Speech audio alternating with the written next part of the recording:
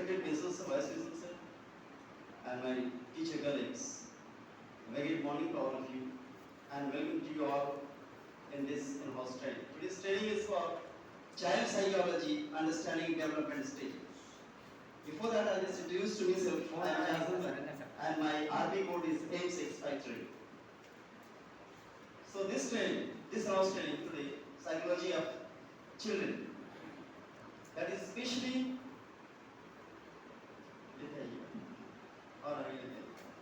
that is especially to understand the psychology of the child, so that we can inject the knowledge at different levels of their understanding.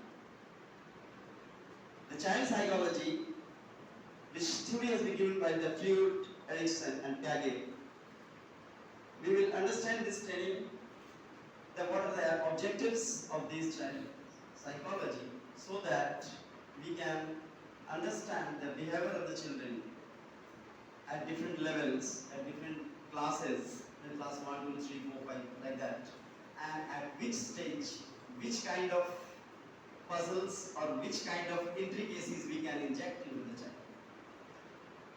That's a slide. Introduction. Psychology is the science dealing with human nature. Psychology वो science है जिससे हम आदमी के फितरत, तौर तरीका, बर्ताव, किस तरह से बिहेव कर रहा है, कोई भी बच्चा किस तरह से बिहेव कर रहा है, इस चीज के बारे में हम जानते हैं. तो psychology, function and phenomena of his soul is the main way. Is the main. ये उसका soul का behavior, आत्मा का behavior, उसका function किस तरह से है, किस तरह से काम करता है वो, और मतलब सबकॉन्शियस में काम करता है, सबकॉन्शियस में काम करता है, इसलिए कि बच्चे ज़्यादातर सबकॉन्शियस में ही काम करते हैं. ठीक है, we will just know about it. Child psychology is the science, ये वो science है that deals with the mental power, इसकी दिमागी ताकत से, दिमागी ताकत क्या है उससे डील करता है, बताता है उसके बारे में कि how mental power behaves, how it is changing, what direction it's going to take at which stage or at which age, or interaction between the conscious and subconscious element in the child.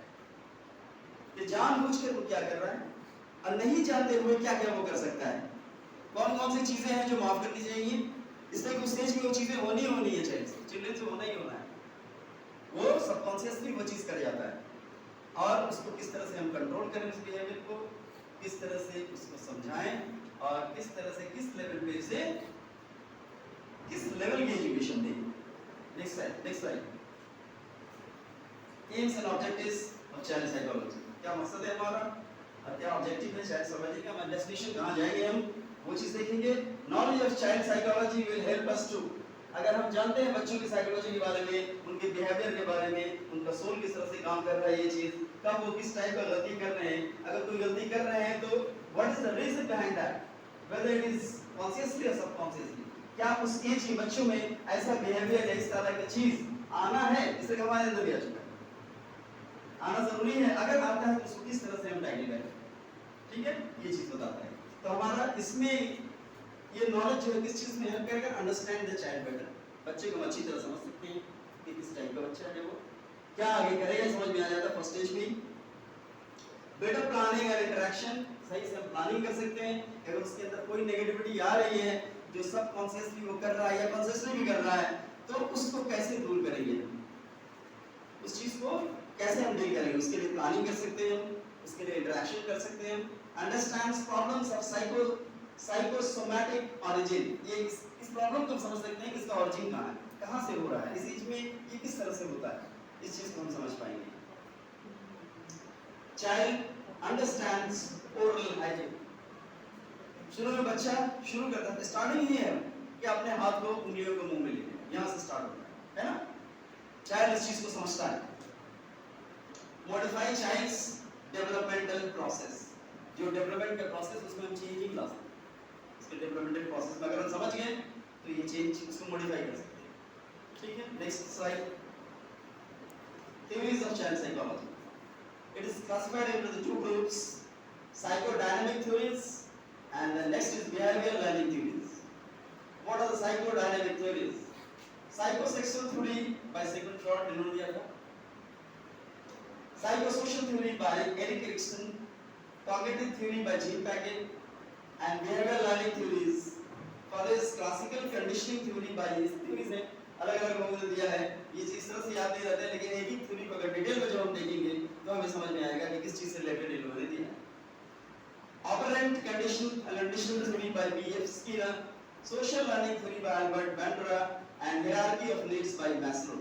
इसकी हमने video में बहुत सारे select किए हैं और आप लोगों को हम इसके वीडियो भी दिखाएंगे कि इस थ्योरी से कैसे प्रैक्टिकली इस चीज को हम समझ सकते हैं वीडियोस को देखकर next slide theories of psychodynamic development psychoanalytical theory given by Sigmund Freud in 1905 में Sigmund Freud ने psychodynamic theory दिया था ठीक है body has two types of neurons हमारे जिस्म में हमारे शरीर में दो टाइप के न्यूरॉन्स हैं five neurons and psi neurons. So what are these five neurons? Five neurons concerned with condition of emotion.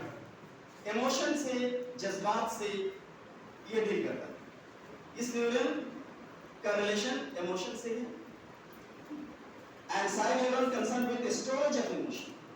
Storage emotions जो जज्बात कहाँ जाकर के रुके रहते हैं किस जगह पे हैं उससे ये डील करता है next Freud described human mind by two models.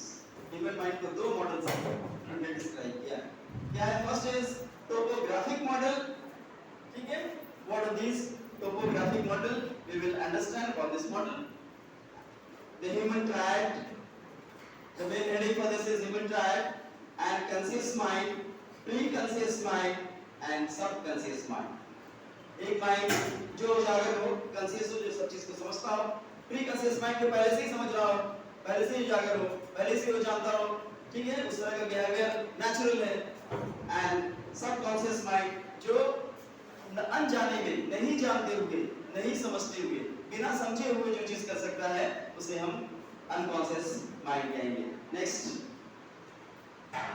Conscious mind is paying attention at that moment उस मोमेंट में अगर हम जो ध्यान देते हैं that is called the conscious mind ठीक है pre conscious mind involves ordinary memory and knowledge जो हमारे पास याददाश्त है ऑर्डिनरी चीजें या हमारे पास जो नॉलेज है ऑर्डिनरी बच्चे के अंदर छोटी छोटी चीजें अगर किसी चीज को छू रहा है गर्म है तो उसका हाथ चलेगा तो समझ जाएगा कि ये उसको नॉलेज मिल जाएगा कि ये चीज गर्म होती है अब उस चीज को ठीक इसका सबकॉन्शियस माइंड समझ जाएगा कि गर्म चीजों को नहीं छूना चाहिए ठीक है अगर किसी ऐसी चीज को पकड़ा जैसे कांटा तो कांटा लग गया कांटा लग जाने की वजह से समझ जाएगा कि इस चीज को अगर पकड़ेंगे तो कांटा लग सकता है ठीक है हमें तकलीफ हो सकती है तो ये हमारा इस चीज का उसे नॉलेज हो जाता है तो प्री कॉन्शियस माइंड में involves ordinary memory and knowledge things we are aware of but not paying attention to हम जानते हैं लेकिन उस चीज का हम ध्यान नहीं देते unconscious subconscious mind is part of mind which thinks and acts independently ये माइंड का वो पार्ट है प्री कॉन्शियस माइंड जो पहले से ही मेमोरी में हो नॉलेज में हो कॉन्शियस माइंड वो है जो एट दैट मोमेंट उस वक्त जो चीज हम देख रहे हैं उस वक्त जो ध्यान देंगे तो वो उस वक्त जो हमारा माइंड काम कर रहा है that is called conscious mind लेकिन प्री कॉन्शियस माइंड क्या है कि पहले की कुछ हमारे पास एक्सपीरियंसेस हैं और उस एक्सपीरियंसेस से डील कर कर किस चीज को समझ रहे हैं इसे हम क्या कहेंगे इसे हम कहेंगे प्री कॉन्शियस माइंड और अनकॉन्शियस या सबकॉन्शियस माइंड किसे कहेंगे thinks and acts independently thinking उसका डिपेंडेंट नहीं है किसी चीज पे मतलब कि जैसे कोई सामने ऑब्जेक्ट हो उस चीज से रिलेटेड नहीं है या सामने कोई सिचुएशन है उस चीज से रिलेटेड नहीं है इन सब चीजों से बिल्कुल इंडिपेंडेंट है part of mind which thinks and acts independently जो अलग तरीके से बिल्कुल सोचता है माइंड का वो पार्ट है नेक्स्ट स्लाइड से psychic triad model divided into three parts psychic triad model को तीन पार्ट में डिवाइड किया गया है ठीक है ID ego and super ego now we will understand what is this ID then we will know about the ego and what are the super egos ठीक है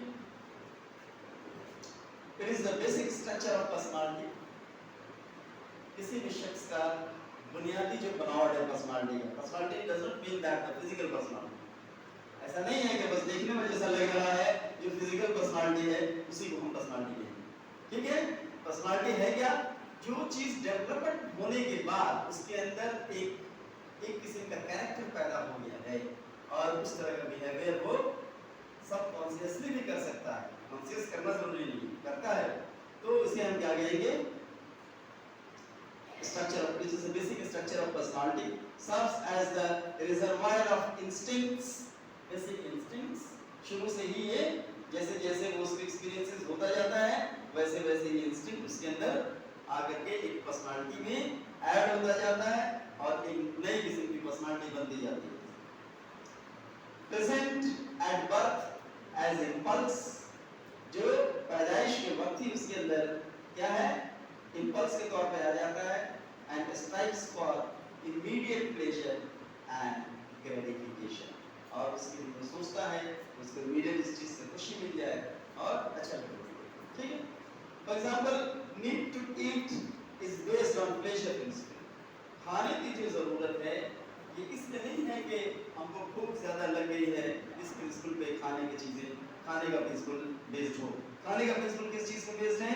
it is based on the pleasure, यानी खुशी पे based है। कैसे?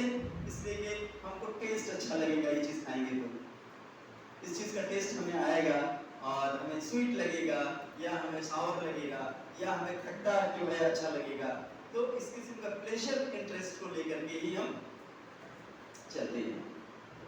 ठीक है, need to eat is based on pleasure principle, that is the child wants food irrespective of external circumstances. वो बाहर के सर्कमस्टेंसेस को नहीं देखता है कि ये जहर है या ये चीज़ हमारी जान ले सकती है या ये चीज़ ऐसा है जो हमको कड़वा लगेगा। ठीक है, ये चीज़ ध्यान नहीं देता है, बस ज़रूरत है। ठीक है, इसलिए वो फूड चाहता है। Next, ego. ईगो है it is part of self. हमारे खुद सेल्फ का, खुद का, स्वयं का अपनी पर्सनालिटी है, स्वयं का एक हिस्सा है ईगो। हम इसे स्वयं नहीं कह सकते। ठीक है, that is concerned with overall functioning and organization of personality। Ego जो है ओवरऑल पूरा इंसान जो ओवरऑल काम करता है, एक पूरे तौर पे जो चीज अपना वो जाहिर करता है, दिखाता है, उस चीज से कंसर्न करता है। यानी ओवरऑल पर्सनालिटी के अंदर ही का जो सेल्फ है उस सेल्फ को हम क्या कहेंगे? ईगो। ठीक है, तो it is a part of self that is concerned with overall functioning and organization of personality, capacity to test reality। Ego जो है क्या रखता है? सच्चाई को टेस्ट करने की कैपेसिटी रखता है। Utilisation of ego defence mechanism.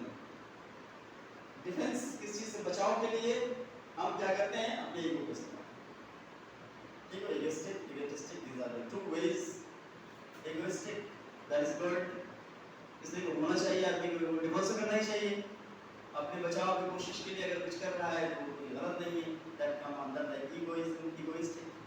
But what about the egotistic? एक ऐसा चीज दूसरे को नुकसान करने के लिए किया जाए उसे हम क्या कहेंगे?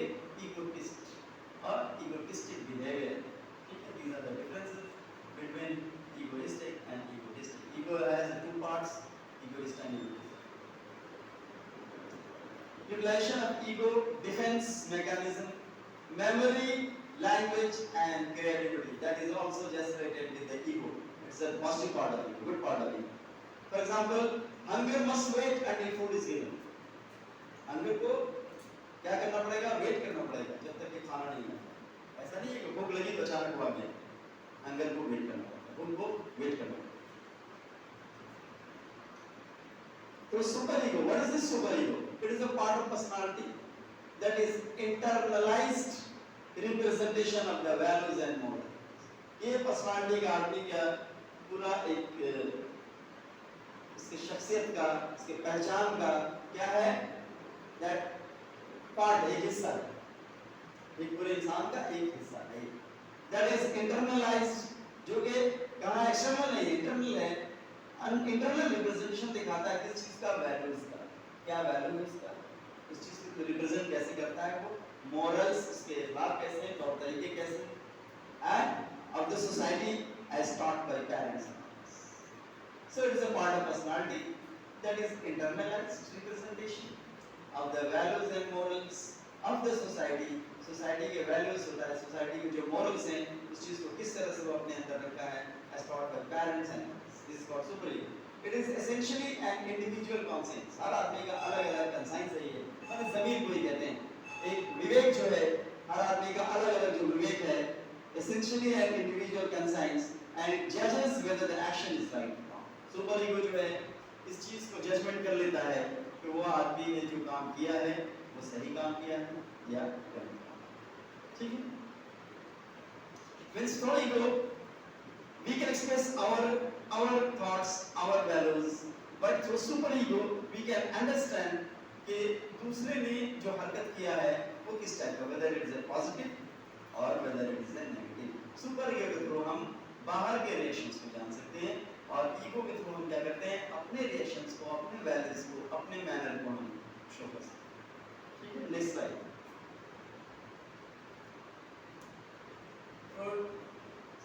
View of the human mind, the mental iceberg. ठीक है, ये फ्रूट का मेंटल आइसबर्ग दिखाया हुआ है. इसमें सारी चीजें क्लियर करने वाली है, तो वीडियो में देख करके आपको बताता हूँ.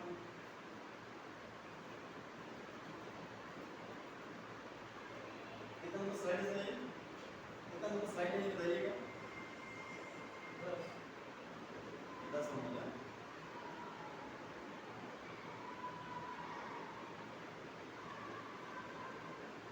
तीन लेवल इन्होंने दिखाया है, conscious level, personalised level and unconscious level.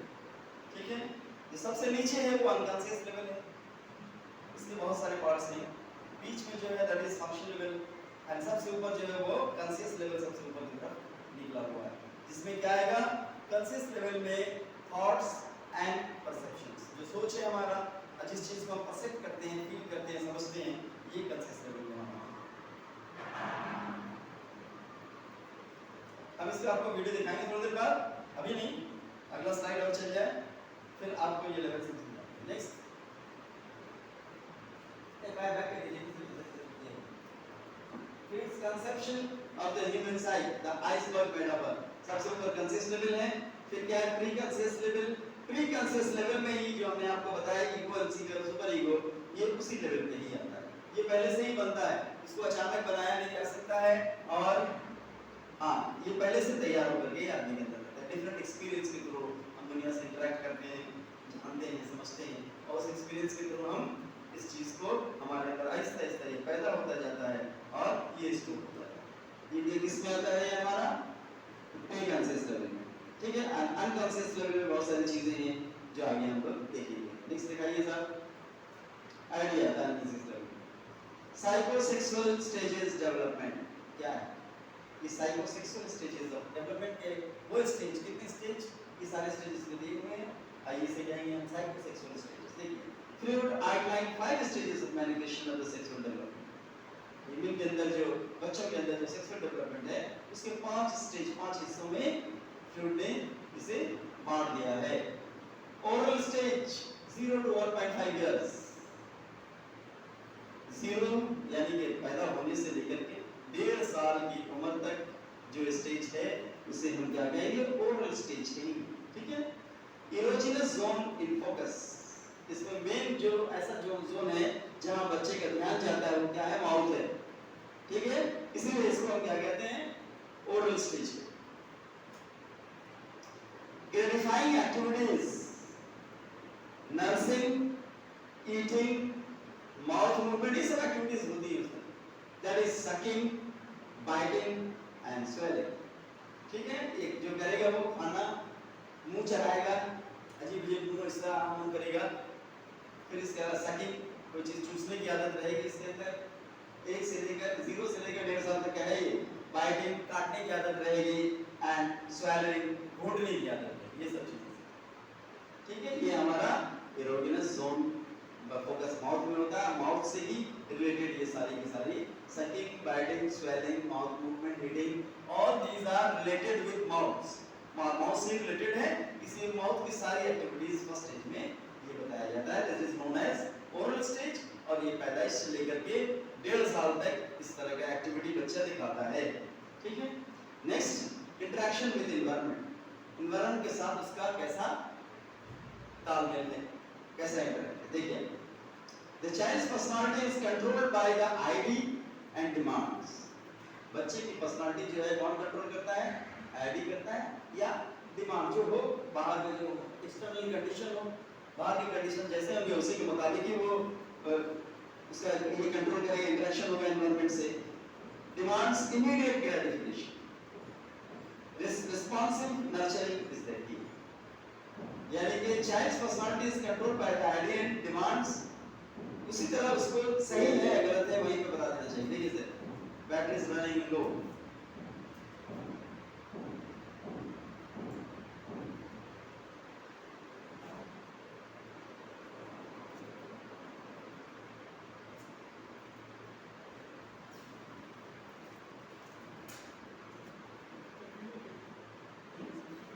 या रोक दीजिए तो देर मिलेगी।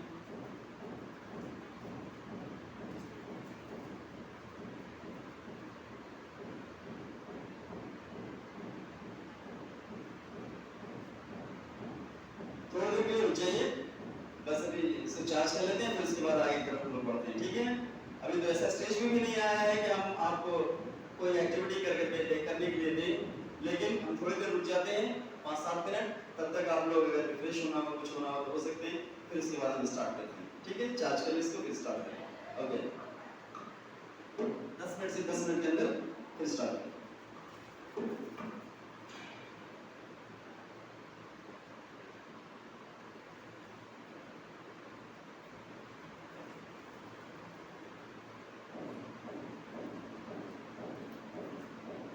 हाँ सर,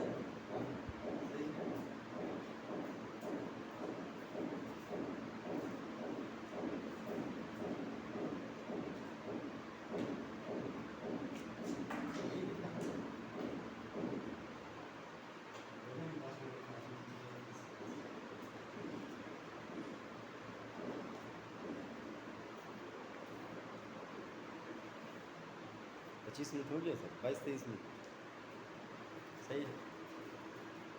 सब लोग इसी तरह बैठे रहे तब तो मजा आए। 5 मिनट के अंदर फिर शुरू कर लेते हैं।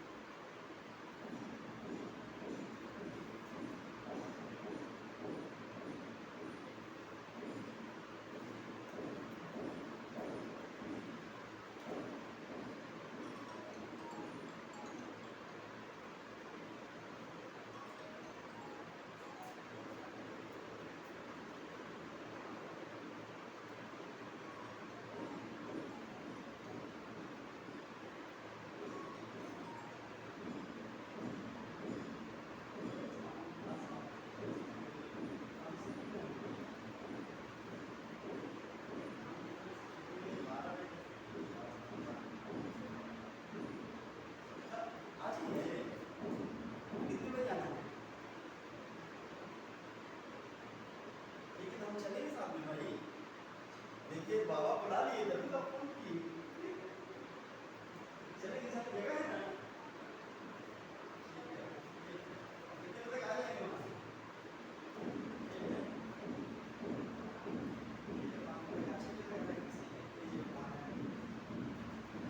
हाँ 7 बजे तक आएंगे। चलेंगे तो बाबा हम काम ये घर पे आएंगे अपने लिए।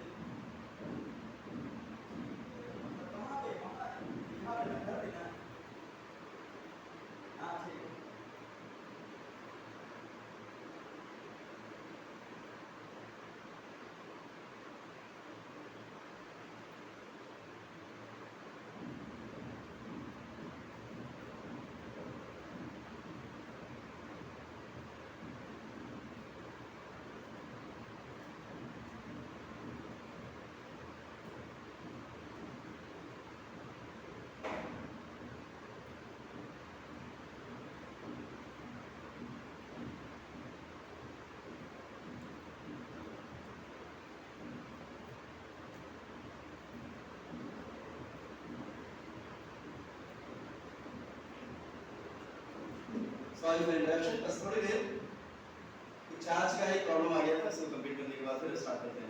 आप लोग इसी बैठे रहिए।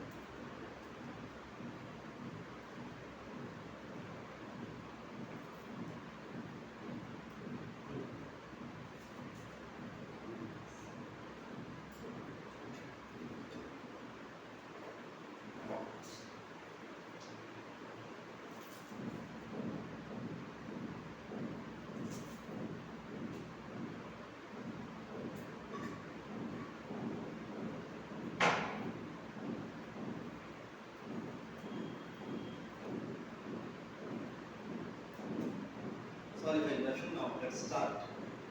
हम लोग कहाँ पे थे? हम लोग थे कि interaction with the environment. The child's personality is controlled by the ID and demands immediate gratification. ठीक है? इसी वक्त उसको क्या करना चाहिए? सराहना चाहिए. Responsive nurturing is the key. Nurturing परवरिश इस तरह से करें बच्चे की कि responsive हो कि क्या सही है, क्या गलत है, ये बताना था. अगर गलत है तो वहीं पे रोक देना, सही है तो उसको अप्रिशिएट करना. सिम्टम्स ऑफ ऑरल फिक्सेशन क्या है? स्मोकिंग, फूंकना, खींचना, नेल बाइटिंग, ड्रिंकिंग, सरकाज़म, ये ऑरल फिक्सेशन का सिम्टम्स है. ये अगर फिक्स हो जाते हैं तो ये सब चीजें आती हैं. Next slide. Anal stages. This stage is called, first was the oral stage, second is the anal stage. This stage starts from the age of 1.5 years and it is up to 3 years of age. Erogenous zone in focus. The focus is towards the anus. Gratifying activities are bowel movement, पेट का movement करना, and withholding of such movement, और उसको इसी तरह रोक करके रखना. ऐसे मूवमेंट को ज़्यादा ध्यान देना. ठीक है? Interaction with environment. इन्वायरमेंट से उसका इंटरेक्शन क्या होता है? Toilet training. इस स्टेज में कैसे लेट्रिन किया जाए, इस चीज़ का ट्रेनिंग होता है बच्चे के अंदर. मतलब पहले क्या है कि बिस्तर पे ही कर देंगे, कहीं भी कर देंगे, लेकिन ये स्टेज पे एक ट्रेनिंग स्टेज आ जाता है. बाद में आपको यहाँ बैठना है, आपको ऐसे टॉयलेट करना है. ठीक है? टॉयलेट ऐसे जाना है. सिम्टम्स ऑफ एनल फिक्सेशन क्या है? Anal expulsive personality. जो एनल से एक्सपल्शन हो, अलग हो, वो पर्सनालिटी किस टाइप की? स्लोपी होती है. ठीक है? डिसऑर्गेनाइज होती है, सही से ऑर्गेनाइज नहीं होती, रेकलेस, केयरलेस एंड डेफिड. ठीक है? मेरा ख्याल ये है कि ये पेरेंट्स से भी होता है. That is related to the behaviour of the parent also. मेरा अपना ख्याल.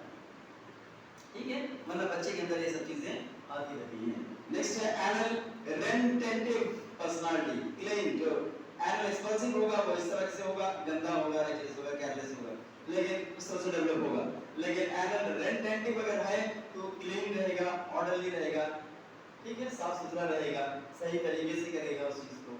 इनटॉलरेंट, बर्दाश्त नहीं करेगा. अनक्लीननेस, अगर गंदगी होगी तो बोलेगा अजीब लग रहा है हमें, ये साफ करो, ये सब चीजें आना शुरू हो जाएंगी. ठीक है? Next, erogenous zone in focus. Erogenous zones are the genitals. मतलब जेनिटल्स को हाथ में पकड़ करके मिसना, उसको मलना, ये सब करना, ये स्टेज में ये सब चीजें आती हैं. ये स्टेज कब शुरू होता है? This is known as phallic stage. And starts from 4 years to 5 years, 4 साल की उम्र से लेके 5 साल की उम्र तक ये स्टेज जो होता है इसको हम फैलिक स्टेज बोलते हैं। और एरिगस जोन इसमें फोकस होता है जेनिटल्स पे। सबसे पहले कहाँ पे था? माउथ पे, सेकंड आता है ये एनस पे, तीसरा आता है जेनिटल्स। ठीक है। ग्रेटिफाइंग एक्टिविटीज क्या होगा? जेनिटल फॉन्डलिंग एक्टिविटीज तरह करेगा कि पकड़ के उसको मोड़ना, मरोड़ना, उसे हाथ लगाना। इंटरेक्शन विद एनवायरनमेंट, एनवायरनमेंट के साथ कैसा इंटरेक्शन है? Child's feeling of greater attachment with parent of opposite sex. अगर लड़का है तो मां से ज्यादा इंटरेक्शन रखेगा, और अगर लड़की है तो वो बाप से ज्यादा इंटरेक्शन रखेगा। इससे 4-5 इयर्स की एज में ये इस टाइप की फीलिंग शुरू होगी। सिम्टम्स ऑफ फैलिक फिक्सेशन, क्या सिम्टम्स है इसका? फैलिक फिक्सेशन में देखिए आप, फैलिक स्टेज है, कैसे फिक्स होता है? Main anxiety and guilty feeling about opposite sex and narcissism. Narcissism ये है कि अपने आप से प्यार करना, ठीक है? तो उसमें गिल्टी फीलिंग आ जाता है, एक परेशानी होती है मेल के अंदर अपोजिट सेक्स के बारे में। Oedipus complex tendency of young boy child being attached more to mother than father. Young boy अगर है तो ये इसे कहते हैं Oedipus complex। ज्यादा उसका टेंडेंसी ध्यान ये होगा, रुझान ये होगा, उसका ज्यादा झुकाव इस तरफ आएगा। अगर लड़का है तो माँ की तरफ, फादर से ज्यादा मदर की तरफ झुकाव रखिए 4 to 5 years of age, ठीक है? Electra complex tendency of girl child developing more than affection for father than mother। Girl child जो होगी वो स्टेज में उसको क्या कहेंगे हम? जो बॉय चाइल्ड के अंदर उसे कहते हैं ओइडस कॉम्प्लेक्स, और गर्ल चाइल्ड के अंदर that is known as Electra complex. इसमें लड़की के अंदर टेंडेंसी ये होगा, झुकाव ज्यादा ये होगा कि child developing more than affection, ज्यादा अफेक्शन उसको अपने फादर की तरफ होगा मां से, यानी अपोजिट सेक्स अफेक्शंस, ये चीज इस एज में स्टार्ट होती है। Next slide. Now this is the latency stage. 5 years starts from the age of 5 years, it goes up to the puberty। erogenous zone is focused, none, कोई ऐसा नहीं। Interaction with environment से interaction उसका होगा, यानी बाहर के माहौल को समझना शुरू करेगा। Children focus energy on other aspect of life के दूसरे पहलू पे उसका अब फोकस आना शुरू हो जाएगा। अब अपने से फोकस दूर हुआ, अपना माउथ है, जेनिटल्स है, इन सब चीजों से फोकस उसका दूर होगा, और बाहर के एनवायरनमेंट, मतलब दोस्ती करना, ये सब चीजें अब आ गया है, ठीक है? On other aspects of life, for example, culture forming beliefs and values। एक मतलब दोस्ती करना, एक कल्चर बनाना, एक चीज को मान लेना, एक वैल्यू बनाना, ठीक है? Developing friendship and engaging in sports. इस एज में ये फ्रेंडशिप डेवलप होता है, लोगों से दोस्ती करने का ज्यादा ही बनता है, एक बच्चे दूसरे बच्चे से दोस्ती करते हैं, और एंगेजिंग इन स्पोर्ट्स एक्टिविटीज में एंगेजमेंट उस वक्त खेल-कूद में ज्यादा बढ़ जाता है बच्चे का। Genitals stage from puberty onwards। अब puberty एक उम्र है जब डेवलपमेंट बहुत सारे स्टार्ट होते हैं होने के, 12 years 13 years around that is the age of puberty। it varies, अगर लड़के में है तो अलग एज है, लड़की में है तो अलग एज है, ठीक है? लड़कों का थोड़ा देर से होता है वो स्टेज, puberty स्टेज, लड़कियों का बहुत पहले आ जाता है। erogenous zone in focus, genital gratifying activities, क्या है gratifying? heterosexual relationship होगा, अलग अगर लड़की है तो लड़के से रिलेशनशिप, लड़का है तो लड़की से। इंटरेक्शन विद एनवायरनमेंट से इंटरेक्शन में क्या होगा? Mark bye pursuit for relationship, कोशिश करिए कि रिलेशनशिप बनाया जाए हमसे, दोस्ती हो, फ्रेंडशिप हो, ये हो।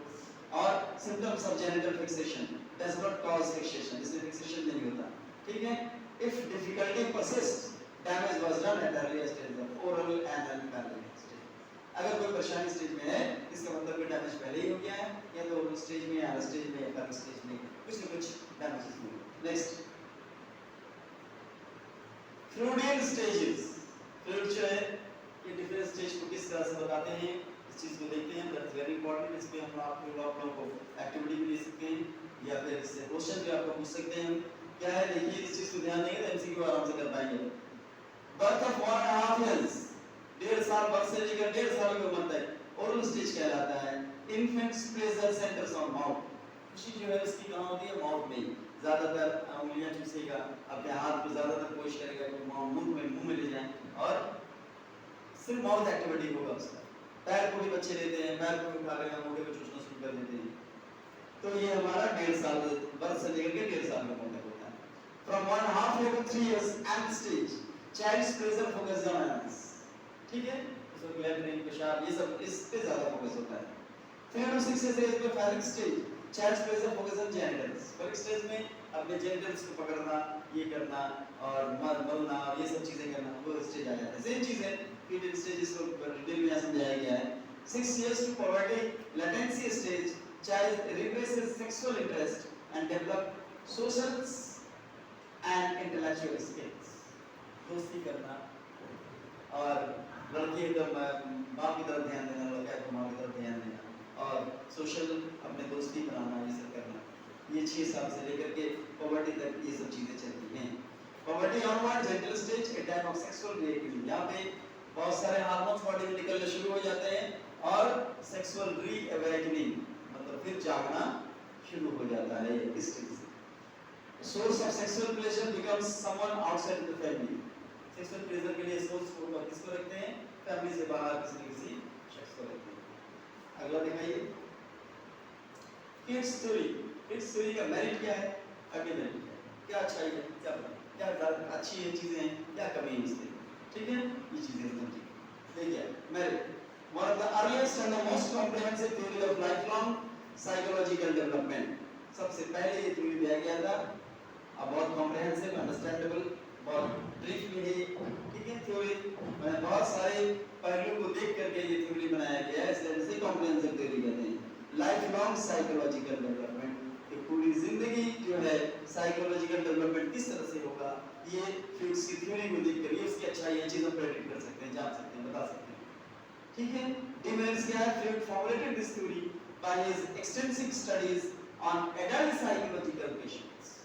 इस थ्योरी को जो फॉर्मुलेट किया है वो ज्यादातर सबसे ज्यादा स्टडी किसने किया है? वो एडल्ट यानी कि बड़े हो जाने के बाद psychological patients, and its extrapolation to children is not very just. अब जब एडल्ट में क्या है, बच्चों के बारे में हम बता रहे हैं, उसी चीज को देखते हुए उसने बच्चों के बारे में gentle stage, mouth stage, hand stage जो भी बताया है वो तो उससे प्रेडिक्ट कर दिया। तो it is not a perfect point of observation, but he has not taken it from that point of observation, but he has guessed it that this thing is similar, this thing is going to be similar with that stage, ठीक है। extrapolate करके उसने children को is not very justified। The theory is based on obsessed observation of the psychologist। psychologist ने obsession में इसको observe, हमको जानना है, हमको ये चीज निकालना है, उस observation पे ये चीज based है। naturally it has not come। Next देखिए, next slide. Psychological theory by Erik H Erikson. Erik H Erikson ने 1963 में साइकोलॉजिकल थ्योरी दिया है, जिसमें उन्होंने बताया है stages of psycho social development. Psycho social development किस तरह से होती है, ठीक है। देखिए ऊपर का कलर जो दिखा रहा है वो इन्फेंट के लिए है। इन्फेंट के लिए क्या? ट्रस्ट वर्सेस डिस्ट्रस्ट, इस तरह का साइकोलॉजिकल इन्फेंट में होता है, ठीक है। टॉडलर के लिए क्या है? नेक्स्ट कलर टॉडलर के लिए autonomy versus shame and doubt, ठीक है। तीसरा स्टेज जो है preschool initiative versus guilt, ठीक है। उसके बाद आता है grade schools industry versus inferiority, teenager identity versus role confusion, अपनी पहचान और क्या रोल करना है उसे कंफ्यूजन। उसके बाद जो आता है young adult intimacy versus isolation, intimate को ज्यादा मिले या आइसोलेट अलग ले, young adult and after that middle age adult and older adult, ठीक है। ओल्डर एडल्ट में क्या है? इंटीग्रिटी वर्सेस डिस्पेयर, नाउमीद हो या उम्मीद से सबसे मिले हुए खुश, ठीक है। ये इस तरह से डेवलपमेंट होता है। ये सारी चीजें, ट्रस्ट किस उम्र में आएगा, मिसट्रस्ट किस उम्र में आएगा, ऑटोनॉमी होना चाहिए या डाउट होना चाहिए, ये किस स्टेज में आएगा, ये इन्फेंट टॉडलर प्री स्कूल हर ग्रेड में कैसे कैसे ये सब चीज को फील करने का और डेवलप करने का स्टेज है। और इस स्टेज को उन्होंने एरिक एच एरिक्सन ने बताया है 1963, ठीक है। नेक्स्ट अब जरा वीडियो दिखाते हैं, ठीक है। नेक्स्ट थ्योरी को जानने से पहले हम कुछ वीडियो देखें। वीडियो नंबर 1 दिखाइए। देखिए आपको इससे बहुत सारे आइडिया लगेंगे और ध्यान से देखिएगा, इसलिए आप लोग इसके बाद एमसीक्यू वगैरह सही कर पाएंगे या जो एक्टिविटी हम कराएंगे उसको सही कर पाएंगे। बच्चों को सिखाने का सबसे आसान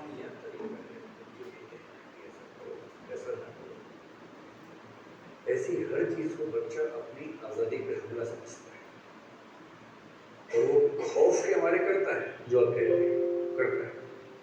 खौफ के मारे करता है, इसलिए नहीं करता कि उसके मन में वो बात आ रही है। इसलिए सबसे बेबुनियाद तरीका है बच्चों को उपदेश देना, निर्देश देना कि ये करो, ये मत करो। जैसे आपको कितना सिखाया होगा, झूठ मत बोलो, आपने छोड़ दिया। देखिए सब वैसे के वैसे कितना सिखाया, चोरी मत करो, आपने बताया सबने चोरी कर रखी है, एक को छोड़ के सबने बताया। अच्छा बताने से पहले कर ली थी, तो जब बताया उसके बाद कभी नहीं की, मौका नहीं पड़ा। अच्छा मतलब सारे दोस्त ताला लगा रखते थे, मौका ही नहीं मिला आपको। बच्चों को सिखाने का सही तरीका है परोक्ष तरीका। जो कायदे के पेरेंट्स होते हैं वो इसका इस्तेमाल करते हैं, और परोक्ष तरीके का मतलब है आचरण से सिखाना। इस पर एक बड़ा अच्छा सिद्धांत है, जॉन बोंदुरा नाम का आदमी है, हम आगे पढ़ेंगे उसके बारे में। बच्चे ऑब्जर्वेशन से सीखते हैं, पेरेंट्स क्या कर रहे हैं वो सीखते हैं, न कि पेरेंट्स क्या कह रहे हैं वो सीखते हैं। कई माँ बाप बड़े दया वाले भाव से बोलते, जैसे बाप मान लीजिए सुट्टा लगाने वाला आदमी है, बचपन बिगड़ गया था, उसके बाद से पिए जा रहा सिगरेट, पिए जा रहा दिन में 30-40 फूंक देता है, इतना फूंकता है कि उसको घर में भी नहीं रहा जाता उसके। मतलब कुछ लोग ऐसे हैं कि बाहर फूंक के अच्छे ऑब्जर्वेशन से समझा नहीं गए, घर के अंदर पवित्र बन जाते हैं अचानक। फिर तलब उठी, बाहर के किसी बहाने फूफू फूक किया, उसके बाद वापस घर में। कई लोग तो इस तरह से करते हैं, ठीक है, वो फिर भी इस सेंस में ठीक है कि बच्चे के सामने ऐसी हरकत नहीं कर रहे, भाई खुद को कंट्रोल नहीं कर पा रहे, कोई बात नहीं, बच्चे को मत खराब करो। कुछ इस से पार हो जाते हैं, फिर वो घर के अंदर ही कार्यक्रम शुरू कर देते हैं, सिगरेट पी रहे हैं, हर 3-4 वाक्य में 3-4 गालियाँ दे रहे हैं, घर के अंदर ही पूरा माहौल एकदम बना के रखते हैं। अब बच्चा वो सब सुन रहा है, वो सब देख रहा है, बाप को गिल्ट फीलिंग भी हो रही है कि मेरा बच्चा क्या देख रहा है, क्या सोचेगा, क्या सीखेगा। क्या सोचेगा तो मुक्त हो चुका है वो, क्या सीखेगा उसके मन में ही आता है। तो ऐसे पेरेंट्स बच्चों के सामने बड़ी दयनीय सा चेहरा बना के बोलते कि बेटा ये सीखना मत, मैं तो बेटा बहुत मजबूर हूँ बेटा, गलती से मैंने शुरू कर दिया था बेटा, ये तो जहर है बेटा, जहर, मेरे फेफड़े खत्म हो गए बेटा, मैं जल्दी मर जाऊँगा, तुम ये मत करना बेटा। बच्चा बोलता है हाँ पापा मैं कभी नहीं करता, उससे मन में आता है एक बार मैं ट्राई करूँगा। भाई अगर ये इतना ही जहर है तो कितना शौक से कैसे सुबह से शाम तक लगा रहता है। ऐसे अगर कोई घर में पेरेंट्स गालियाँ बकते हैं और वो उम्मीद करते हैं कि बच्चा गालियाँ नहीं देगा, तो इससे हवाई उम्मीद कोई नहीं है। वो गाली नहीं देते हैं तो भी ये उम्मीद नहीं करनी चाहिए कि बच्चा नहीं देगा, लेकिन अगर वो गाली दे रहे हैं उसके बाद तो उनको हक ही नहीं बनता है। 2 साल का बच्चा अगर घर में गाली दी जाती है, वो बाहर के इलाके में पसंद हो जाता है कि 2 साल का बच्चा पर गाली बड़ी सी देता है, ऐसे बच्चे पसंद हो जाते हैं। अगर घर के अंदर गालियाँ चल रही हों, आपने ऐसे में बच्चा देखा हो, शायद मैंने तो एक देखा है। एक हमारा पड़ोसी था, उसका घर का गाँव था, मतलब 5-6 परिवार मिलकर रहते थे एक ही घर में, संयुक्त परिवार था। उनमें एक चाचा था, एक ही होता वैसे कि खूब गालियाँ बकता था, और वो 2 साल का बच्चा इतना था। अब उस बच्चे की डिमांड इतनी ज्यादा थी, वो बच्चा तोतली आवाज में गालियाँ बकता था। आप समझ रहे हैं, तोतली आवाज में गालियाँ। तो आसपास के घरों में सब लोग उस बच्चे को चॉकलेट खाओ, चॉकलेट खाओ, तो गाली दो। तो उसके बाद तोतलाती आवाज में गालियाँ सुन के मुंह धो जाते थे, क्योंकि मीठी मीठी गालियाँ दे रहा है, उसके बाद चॉकलेट। और बच्चा बस रोजगार मिल गया मुझे, इतनी कम उम्र में रोजगार, देखिए कितनी बड़ी बात है। और उसकी वजह क्या है, उसके घर में एक ऐसा व्यक्ति है जिसकी आवाज उसने सुनी है और उसने महसूस किया कि इन शब्दों का असर बाकी शब्दों से ज्यादा है। उसे पता नहीं उसका मतलब क्या, उसको बस ये पता कि इस शब्द में ताकत है। और जब उसे लगता है मेरा कोई नहीं सुन रहा, वो शब्द बोल देता है, फिर सब ध्यान से सुनते हैं, तो फिर लगता है एकदम सही बात है, कितना ताकतवर शब्द है, फिर वो अभ्यस्त हो जाता है। ये सारा खेल है। जॉन बोंदुरा नाम है इस, बोंदुरा नहीं, बोंदुरा, जॉन बोंदुरा नाम का एक वैज्ञानिक है। इसने रिसर्च करके स्थापित किया कि बच्चे इंस्ट्रक्शन से नहीं सीखते, बच्चे सीखते हैं ऑब्जर्वेशन से, अवलोकन से, माता पिता का व्यवहार देखकर सीखते हैं। अगर आपने बच्चों को थोड़ा सा ध्यान से गौर किया हो तो 6-8 महीने का बच्चा अपने बाप और माँ की एक्टिंग खूब करता है, उसको रोल प्लेइंग कहते हैं। जैसे बाप मान लीजिए ब्रीफकेस लेके जाता हो तो बच्चा ब्रीफकेस जैसी कोई वस्तु उठा देगा, ऐसे चलेगा, फिर बोलेगा सुनीता खाना बना दिया। माँ सोच रही देखो ये टिंडा इतना छोटा था, नाम से बोल रहा है, लेकिन माँ मुग्ध हो जाती है, कितना प्यार से बोलता बच्चा।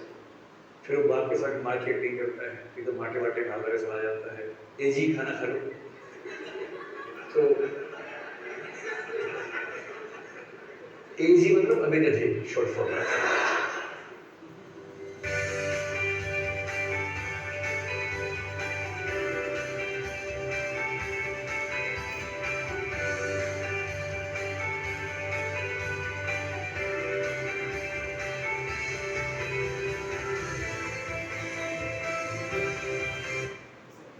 Of all mankind, हमने देखा कि बच्चों का बिहेवियर, इस वीडियो में ये देखा कि बच्चों का बिहेवियर किस तरह का होता है, और बच्चे जो हैं वो किस चीज़ से सीखते हैं, समझाने से नहीं सीखते हैं। आप जो कुछ भी समझा लें उसको, आप कह लें कि बेटा ये सही है, बेटा ये गलत है, ये उससे नहीं समझते हैं। आपकी पर्सनालिटी कैसी है, आपके कैरेक्टर कैसे हैं, आप किस तरह से बिहेवियर करते हैं, ये सिर्फ ऑब्जर्वेशन से ही बच्चे सीखते हैं। इसके बाद दूसरा वीडियो हम लोग देखते हैं, next video. inventions, none was more consequential than the birth of language. Before its creation, each person's knowledge was limited to what he or she experienced directly. Afterwards, someone who learned something could share it with anybody else. In this video, we'll look at 4 things known about language learning in general, and then listen to the story of Lucky Lucy and Poor Pete to understand the importance of language in everyday life. Our brain's foundation is built through experiences early in life. Pat Levitt, from the Center of the Developing Child at Harvard University, studied our brain development over the course of our life extensively. He showed how the brain's ability to change dramatically drops in the years of life, while the amount of effort such change requires increases. Another research showed that at age 5, 90% of a kid's brain has been formed. If during these years the child is blocked from receiving stimulating experiences, the language center and other parts of the brain are likely to remain weak for life. We learn language socially by observing and imitating others. Some 1,000 years ago, German Emperor Friedrich II wanted to prove the opposite and showed that we develop language naturally all by ourselves. He made his nannies raise some children. They were allowed to feed and clean them, but not to interact socially or ever speak a word. Not one child learned to speak, but instead, they all died. For the same reason, toddlers can't learn language via tape or technology. They need to be motivated through a human relationship. Then, they pay attention and learn. Our language brain growth is strongest in year 1. If we study the brain's development by the rate of new synapse formation over the first 11 months of life, and then the next 15 years, we can see how much the first 5 years matter.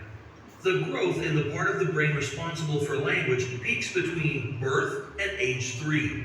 During this critical period, children can learn a new word every 90 minutes and several languages simultaneously. Our sensory pathways responsible for vision and hearing peak before, which makes sense because we need to see and hear to imitate language. 4-month-old infants, for example, if raised bilingual by a British mom and a Chinese dad, can already differentiate between 2 languages just by observing the lip movements of their caregivers. Higher cognitive function, such as logical reasoning, peaks only once we have the words and know the symbols to make sense of our world. Language makes our world. Rich language skills allow us to really listen, to speak well, to enjoy reading and master writing. They can create an entire world around us. As the German philosopher Wittgenstein said, "The limit of my language is the limit of my world." Let's take, for example, the word daycare center. Some people think of it as a preschool. The Irish call it play school, and the Germans invented the word kindergarten. Only if we know all three words can we understand what's possible. Now, let's listen to the story about Lucky Lucy and Poor Pete, two children raised in two very different ways. Lucy is raised by her mother. The mother is an average native English speaker who knows around 20,000 different words. Pete's parents hire a nice nanny from a foreign country. Instead of speaking in her native language, the nanny is told to talk to Peter only in English. While her everyday English seems okay, she actually knows only around 5,000 words, 1/4 of what Anne's mom knows. Year 1 is when the language brain is developing the strongest. If Lucy is awake, half of the time her mom speaks, she will hear around 10,000 words per day and maybe 2,500 being directed at her. Directed language is what matters. Whenever her mom connects a word with an actual experience, Lucy learns its meaning. Peter hears English only when the nanny deliberately speaks to him, around 1,000 words a day. But not only is quantity lower, but also the quality. As the nanny is not fluent, there is a chance that many words come across broken. At their first birthday, both kids can say mama and papa. What we don't see is that Lucy actually already knows many, many words, even though she can't say them. But Pete's language universe is more limited. When Lucy and her mom look at picture books, her mom points out what they see. A little monkey is also a gorilla, an ape, a clever animal which uses tools, climbs trees, and lives with his mama and papa in the rainforest of Africa. When Pete looks at a picture book, his learning is limited by the language of the nanny. The same monkey is just cute and eats bananas. To compensate, he's given a language app. But as Pete lacks the foundation, he doesn't understand a word. To him, it's just a bunch of new sounds strangely connected to colorful characters. On their second birthday, Lucy knows already well over 200 words, the amount where children start to learn rules and apply grammar. Pete knows less. Sometimes he gets frustrated because he can't express himself. Lucy likes to go with her mom into the park. Sometimes they watch the old men play chess. She doesn't understand the game, but knows that there are pawns, rooks, knights, a queen and a king, a bishop and a horse. One day, she will learn the rules. It will be easy because she sees each figure clearly. Her understanding of their special skills is obvious. For lack of language, Pete sees just a big checkered board and some wooden figures, which all look quite the same. Pawns, knights, bishops. To understand the rules later will be hard for Pete. All figures look so similar. How could they do different things? At their third birthday, both can say their own name and form sentences. Lucy's vocabulary now holds 1,500 words. Pete's got 500 to make sense of this world. In year 4, they enter kindergarten. When Pete stands in front of the big shelf, he sees different wooden blocks, a ball, some old toy, a horse, and the yellow digger. When Lucy stands in front of the same shelf, she sees circles, triangles, squares, a basketball, the red pinwheel, the beige rocking horse, and the carton box of the Lego Technique digger. At playtime, Lucy understands what others are talking about and often takes the lead by suggesting a new idea. Pete often doesn't understand what she means.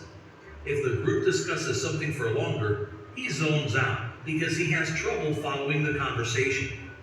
By the end of the year, Lucy knows 3,500 words, where Pete only knows 1,000 words. Lucy now forms more complicated sentences and perfect grammar. In the evening, her mom reads bedtime stories to her. Words she's missing, she learns out of context. As a native speaker, the mom can raise and lower her voice, making the stories exciting. Fairy tales become alive in her head, and Lucy learns to imagine and to think creatively. Pete still speaks in more simple sentences, and his grammar is not perfect. When his nanny reads to him, the voice is more monotone. It's more boring, and paying attention is more difficult. Words he's missing often remain missing. By the end of the year, Lucy knows 6,000 and Pete knows 2,000 words. To understand why the actual difference in language abilities between the two is even larger than it seems, let's imagine that words are nothing but tools that help us uncode the world, form thoughts, structure ideas, and then communicate with others. With 6,000 words compared to 2,000 words, Lucy's toolbox is now 3 times the size. Lucy has a huge head start as she is entering elementary school. Einstein, by the way, as a child, seldom spoke. One interesting anecdote goes like this. As he was a late talker and hardly spoke at the age of 7, his parents were worried and tried many things to get him to speak. At one point, they were afraid that he had learning disabilities. At last, at the dinner table one night, he broke his silence to say, "The soup is too hot." Greatly relieved, his parents asked why he had never said a word before. The young genius replied, "Because up until now, everything was in order." What are your thoughts about language learning? Can someone like Pete still catch up later in life? Or maybe find other good ways to express himself? Maybe our point of view is too narrow, and Pete and Lucy actually balance each other out with the different skills they have.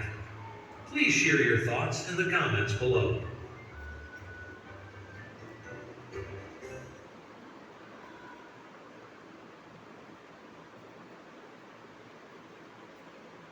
Millions of students from all around the globe have watched our Sprouts videos for better learning.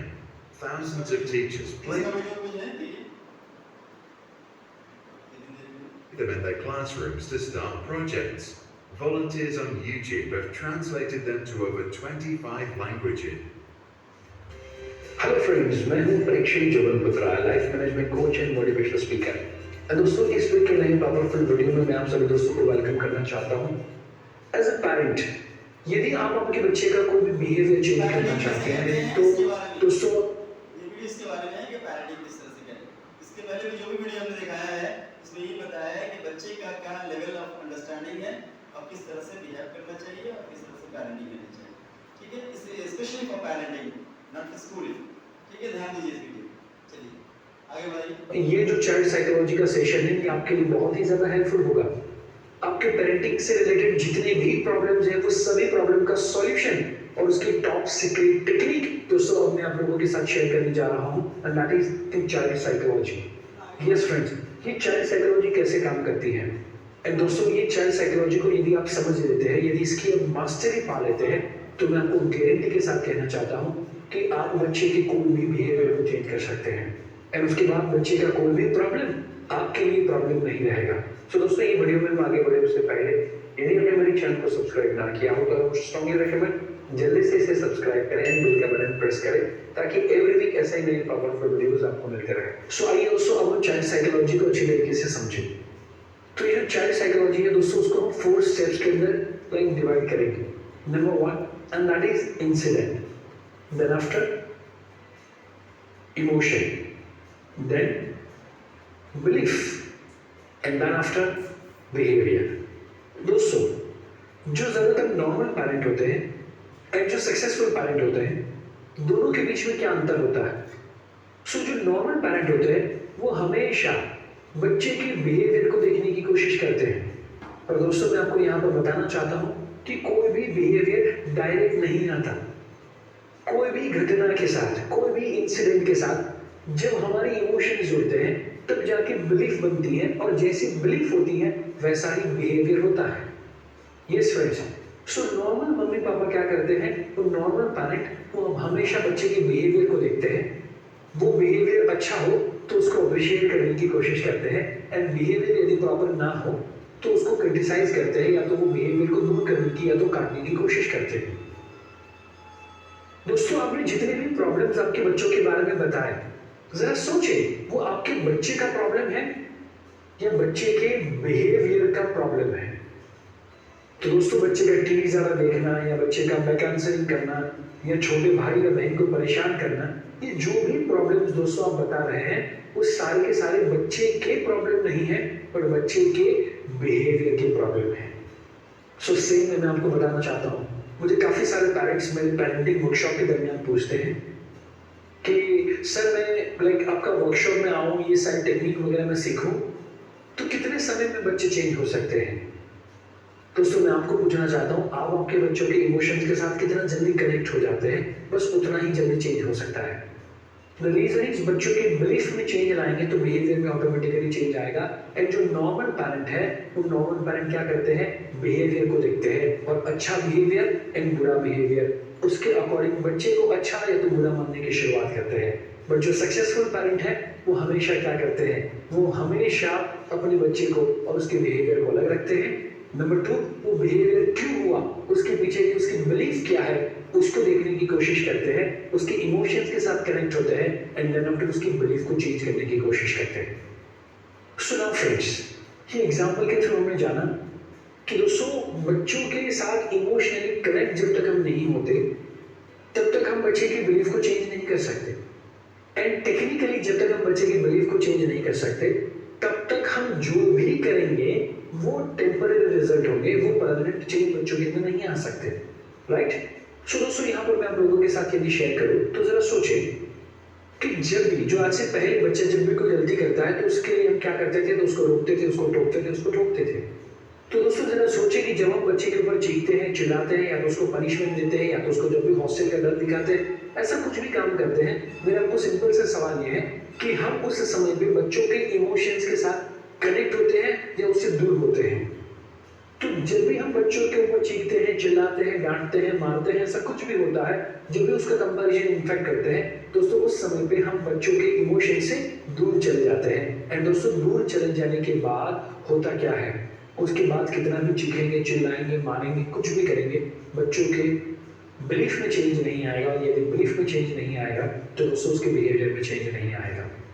And इसीलिए as a mother, as a father, यदि आप successful parent बनना चाहते हैं तो दोस्तों मैं आपको टॉप सीक्रेट यदि बताऊं कि बच्चों के इमोशन से दूर जाने का कोई भी टेक्निक आपके लिए काम नहीं करेगा for a long term. But yes, कुछ भी करके यदि हम बच्चों के इमोशंस के करीब आ जाए, यदि हम बच्चों के इमोशंस के करीब आ जाए तो दोस्तों डेफिनेटली हम बच्चों की लाइफ को चेंज कर सकते हैं, उनके कोई भी बिहेवियर को चेंज कर सकते हैं, उनकी किसी भी बिलीफ को चेंज कर सकते हैं। आगे करते हैं, मैं आप सब लोगों को रेकमेंड करूंगा कि यदि आपको चांस मिले तो मेरे वो जो लाइव वर्कशॉप होता है वो आप अटेंड कर सकते हैं, या फिर मेरा जो ऑनलाइन वर्कशॉप है उसके बारे में भी मैं और ज़्यादा डिटेल आपको थोड़े ही समय में आपके साथ शेयर करने वाला हूँ। आई वुड रेकमेंड कि यदि आप वो अटेंड करते हैं तो आपके लिए बहुत ही ज़्यादा बेनिफिट हो सकता है। दोस्तों और एक एग्जाम्पल यदि मैं आप लोगों के साथ यदि शेयर करूँ, एक बच्चा है रोनी करके, ये बच्चा जिसको बहुत ज़्यादा टीवी देखने की आदत है। ये मम्मी उसकी टीवी देखने की आदत को लेकर बहुत ही ज़्यादा परेशान है और इस बार रोनी अब 10th में आ चुका है।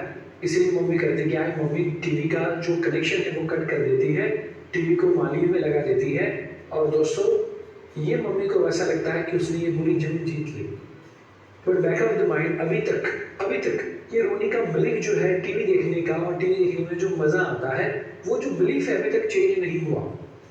मम्मी ने सिर्फ और सिर्फ अभी ये बिहेवियर को कट करने की कोशिश की है। मम्मी को ये लगता है कि शायद इससे मेरा काम हो जाएगा। अब रोनी ने थोड़ा पढ़ना भी चालू कर दिया है, मम्मी को खुशी महसूस होती है। थोड़े ही समय में रोनी जो टीवी देखने की बिलीफ अभी तक चेंज नहीं हुई, वो अपने लिए एक और रास्ता ढूंढ लेता है। क्या रास्ता ढूंढता है? रोनी कहता है कि मम्मा मेरा मैथ्स वीक है और मेरा ये जो दोस्त है फागुन, उसका मैथ्स बहुत ही अच्छा है। तो रोनी क्या कहता है कि मम्मा मैं मैथ्स के लिए 2 या 3 दिन मैं फागुन के घर पे जाके मैथ्स करना चाहूँगा। सो होता क्या है दोस्तों कि ये रोनी अब रेगुलर वे में अपने दोस्त के घर पे जाना शुरू करता है। Back of the mind mummy के दिमाग में ये आइडिया आता है कि ये रेगुलर वे में जाना शुरू किया है, शायद वहाँ पर जाकर वो टीवी तो नहीं देख रहा। इसीलिए होता क्या है, ये मम्मी उसके दोस्त की मम्मी को फ़ोन लगाती है और कहती है कि आप ज़रा ध्यान रखना, टीवी मैंने तो बंद कर दिया है, आप भी अपना टीवी बंद कर दोगे तो बहुत ही ज़्यादा अच्छा हो जाएगा।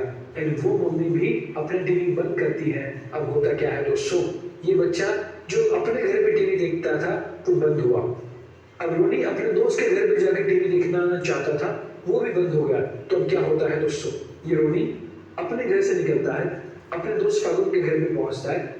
इन बिटवीन रास्ते में कोई पान के गल्ले पे खड़ा रह के तो रेगुलर वे में टीवी देखता है, उसका जो क्रिकेट है वो देखता है, एंड देन आफ्टर वो अपने दोस्त के घर पे जाता है, दोस्त के घर से निकलता है, 10-15 मिनट पान के गल्ले में टीवी देखता है, एंड देन आफ्टर वो अपने घर पे आता है। ये सिलसिला 15 दिन, 20 दिन, 30 दिन तक चलता रहता है। और दोस्तों इन बिटवीन पान के गल्ले पे रेगुलरली टीवी देखने के कारण होता क्या है, इसको भी एक बार इच्छा होती है कि मैं भी स्मोक ट्राई करके देखूं, एंड वो बच्चा अब वो स्मोकिंग ट्राई करना शुरू करता है। इन बिटवीन उसके पापा कहीं से गुजर रहे थे और बेटे के ऊपर नजर जाती है कि बेटा पान के गल्ले पे है और सिगारेट पी रहा है। उसको वहां से पकड़ते हैं, घर पे लेकर आते हैं, उसको डांटते हैं, उसको चीखते हैं, चिल्लाते हैं, शायद हाथ उठाते हैं, पॉकेट मनी देना बंद कर देते हैं, दोस्त के साथ बोलना बंद कर देते हैं। और दोस्तों यहाँ पर मैं आपको ये कहना चाहता हूँ कि बच्चे का टीवी बंद करना इज नॉट द ऑप्शन। सो दोस्तों सोचिए, यदि वो जो मम्मी पापा जिन्होंने बच्चे का टीवी देखने का बिहेवियर चेंज करने के लिए उन्होंने पूरा टीवी ही बंद कर दिया, उसकी जगह पर जरा सोचिए कि यदि वो मम्मी पापा अपने बच्चे के इमोशंस के साथ कनेक्ट होते, अपने बच्चे के इमोशंस के साथ कनेक्ट होते और उसके बाद में उसके बिलीफ को चेंज कर देते, तो शायद टीवी घर पे होता भी, सभी लोग देखते भी होते, तो भी बच्चा टीवी नहीं देखता, पढ़ाई के ऊपर ध्यान देता। अग्री करते हैं दोस्तों। एंड इसीलिए एज ए पेरेंट मैं आपको स्ट्रॉन्गली रेकमेंड करना चाहता हूँ कि आपके बच्चों के इमोशंस के साथ आप कनेक्ट होने की शुरुआत करें, एंड वो टेक्निक, वो स्ट्रेटेजीज आपको as a parent successful parent बनने में बहुत ही ज़्यादा हेल्पफुल हो सकती है। एंड दोस्तों मैं आपको स्ट्रॉन्गली रेकमेंड करूंगा कि जब भी हम ऑनलाइन सेशन के अंदर भी मिलेंगे या फिर आप मेरे लाइव प्रोग्राम के अंदर भी आएंगे, तो दोस्तों मैं आपको ये पूरा जो टॉप सीक्रेट है वो आप लोगों के साथ शेयर करूंगा। चाइल्ड साइकोलॉजी किस तरीके से काम करती है, बच्चे के इमोशन के अंदर कैसे एक्टिव होना, एंड बच्चे की बिलीफ को स्टेप बाय स्टेप किस तरीके से आप चेंज करना शुरू करें। सो आज से जो अभी मैं आपको होमवर्क देना चाहता हूँ दोस्तों, आप ऑनलाइन प्रोग्राम में आए उससे पहले या फिर आप मेरे लाइव प्रोग्राम में आए उससे पहले मैं जो आपको होमवर्क देना चाहता हूँ, आज रात को ही आप अपने लाइक स्पाउस के साथ, अपने फैमिली मेंबर्स के साथ बैठे एंड बच्चे के कौन कौन से बिहेवियर है जो आप चेंज करना चाहते हैं। आई वुड रेकमेंड, यहाँ पर मैंने आपके साथ लिए जो वर्कआउट करने के लिए पीडीएफ मैंने आपको यहाँ पर दी हुई है। आई वुड रेकमेंड कि आप उसको डाउनलोड करें, वो पीडीएफ को फिल करें दोस्तों। सो सबसे पहले मैं आपको चाहूंगा कि आप बच्चे के कौन से 3, 4 या 5 बिहेवियर है वो आप चेंज करना चाहते हैं, वो जस्ट आप वहां पर लिखे।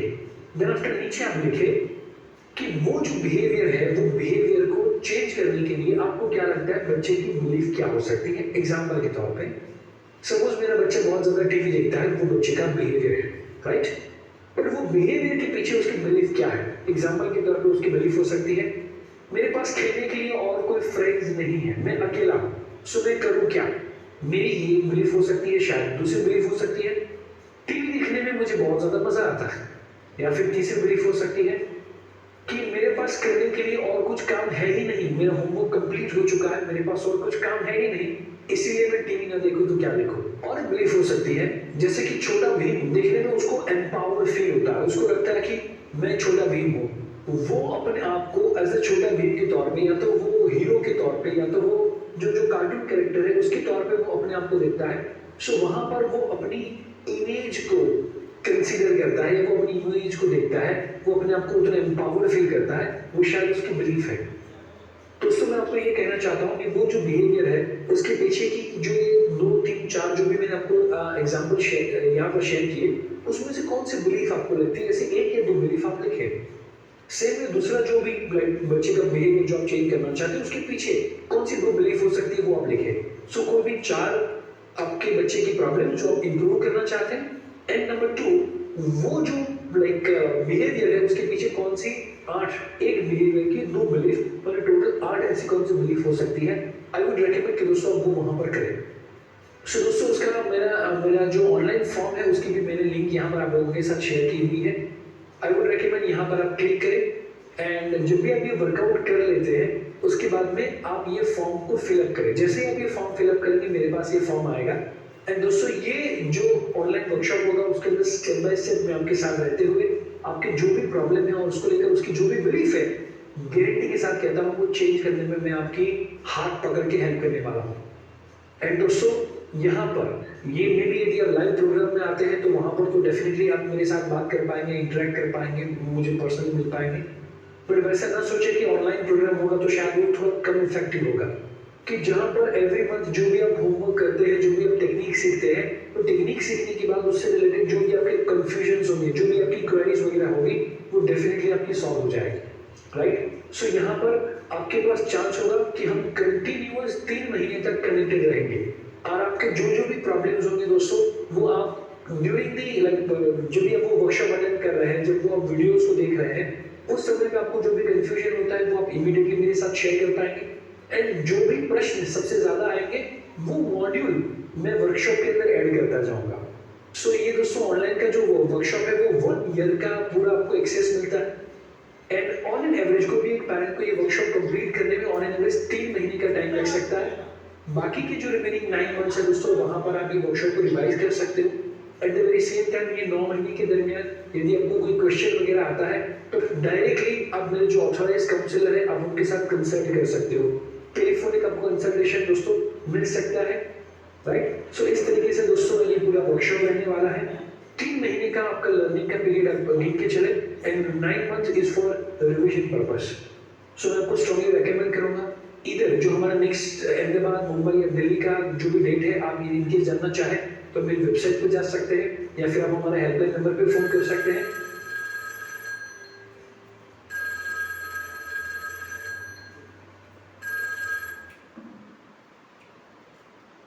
हमने 2 वीडियो देखी। पहले वीडियो में ये बताया कि बच्चे के बिहेवियर को अगर चेंज करना है तो पहले उसके बिहेवियर को समझें और उससे इमोशनली जुड़ जाएं। अगर हम उससे डांटते हैं, कुछ बोलते हैं, कुछ उल्टा सीधा करते हैं, तो वो बच्चा चेंज नहीं हो सकता। दूसरे वीडियो में हमने ये देखा कि हाउ टू डू पैरेंटिंग किस तरह से की जाए, ठीक है। अब जो है इससे रिलेटेड एक्टिविटी हम बाद में करेंगे थोड़ी देर बाद। इसके लिए अभी 15 मिनट का एक ब्रेक लेते हैं हम लोग, थोड़ा रिफ्रेश हो जाए आप लोग, फिर उसके बाद स्टार्ट करते हैं। Okay, thank you. चलिए रिफ्रेश हो जाइए। After 15 minutes will meet again. Okay, bye.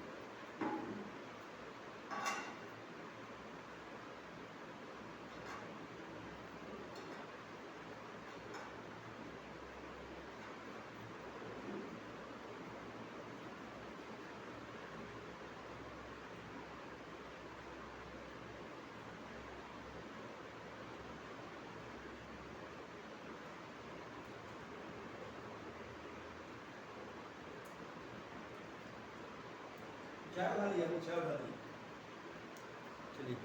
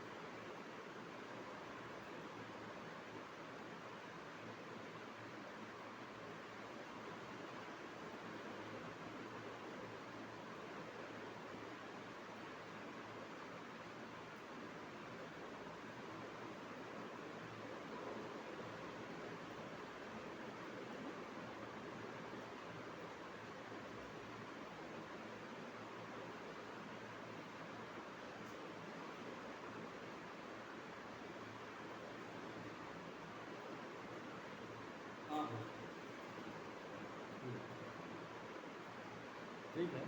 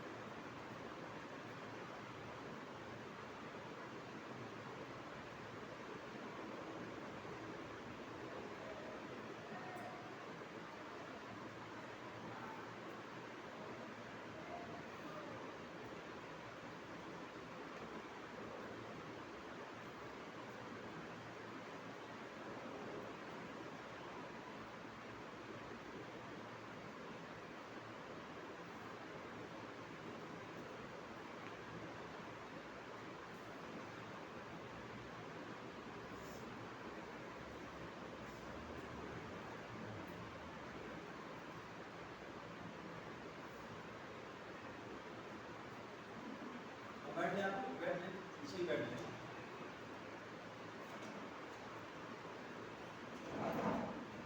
Welcome back again. Relation हो गया होगा आप लोगों का। अब हम लोग शुरू करते हैं। इसके पहले 2 वीडियो हमने देखे हैं। बहुत सारे प्रॉब्लम्स किस तरह से आते हैं और कैसे इसको फेस किए जाते हैं और कैसे इस प्रॉब्लम को सॉल्व करना चाहिए चाइल्ड बिहेवियर का, वो हम लोगों ने अभी देखा है। ठीक है, अब एक छोटी सी एक्टिविटी है। इस एक्टिविटी में कुछ नहीं करना है, बस छोटी सी चीज़ ये है कि आपको अपने क्लास में, चाहे वो टोटलर हैं या क्लास 1 है, 2 है, 3 है, बिगिनर्स हैं, 4, 5, 6, 7, 8, 9, जिस क्लास में भी आपको पढ़ाते हैं, चाइल्ड बिहेवियर में आपको क्या क्या नज़र आता है बिहेवियर चाइल्ड का, किसी स्पेसिफिक चाइल्ड का, या एज ए जनरल क्या बिहेवियर नज़र आता है और उसको कैसे आप ठीक करते हैं, इस चीज़ को आपको लिख करके देना है, इस एक्टिविटी में बताना है। ठीक है, ये एक्टिविटी 15 मिनट का होगा। अब 15 मिनट के अंदर आप लोगों को सब जमा कर देना पड़ेगा। ठीक है, आप लोग अपने अपने एक्सपीरियंस क्लास के कि चाइल्ड बिहेवियर क्या देख रहे हैं आप बच्चों का और किस तरह से उसको ठीक करते हैं आप, या उसके बाद किस तरह से ठीक किया जा सकता है, ये चीज़ हम आप लोगों से इस एक्टिविटी में करें। ओके,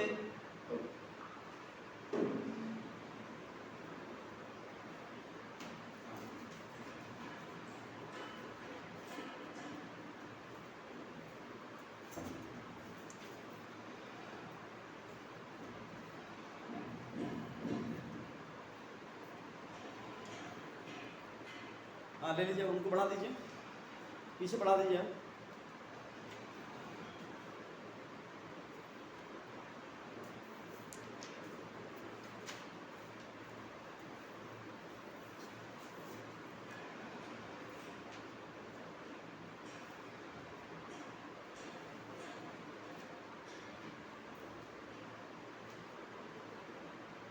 हाँ लीजिए, आप लीजिए, ये लीजिए।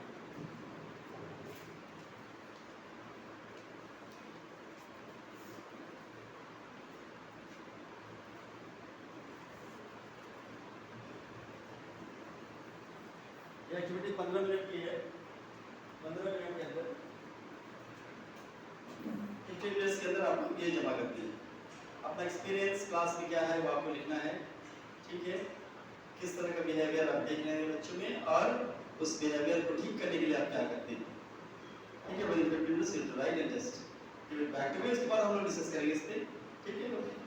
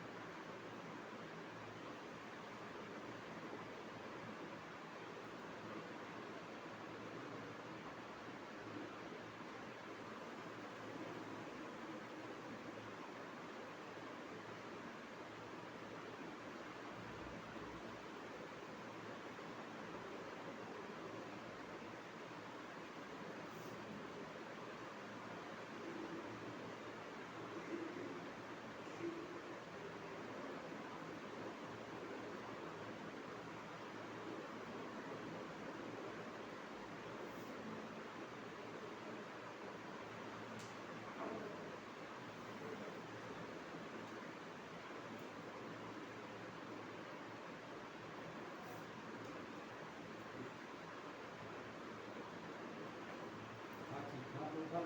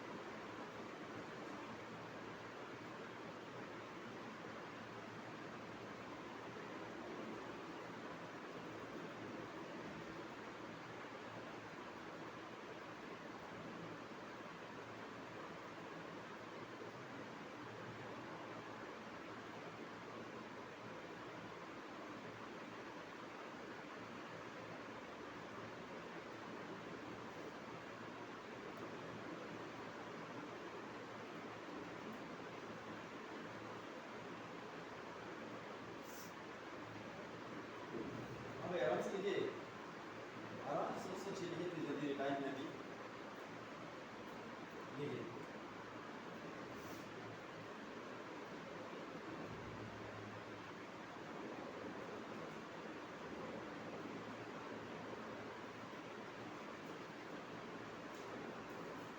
पाँच मिनट है, इसके बाद सब पेपर ले लेते हैं लोगों से, ठीक है? हाँ, एक्टिविटीज में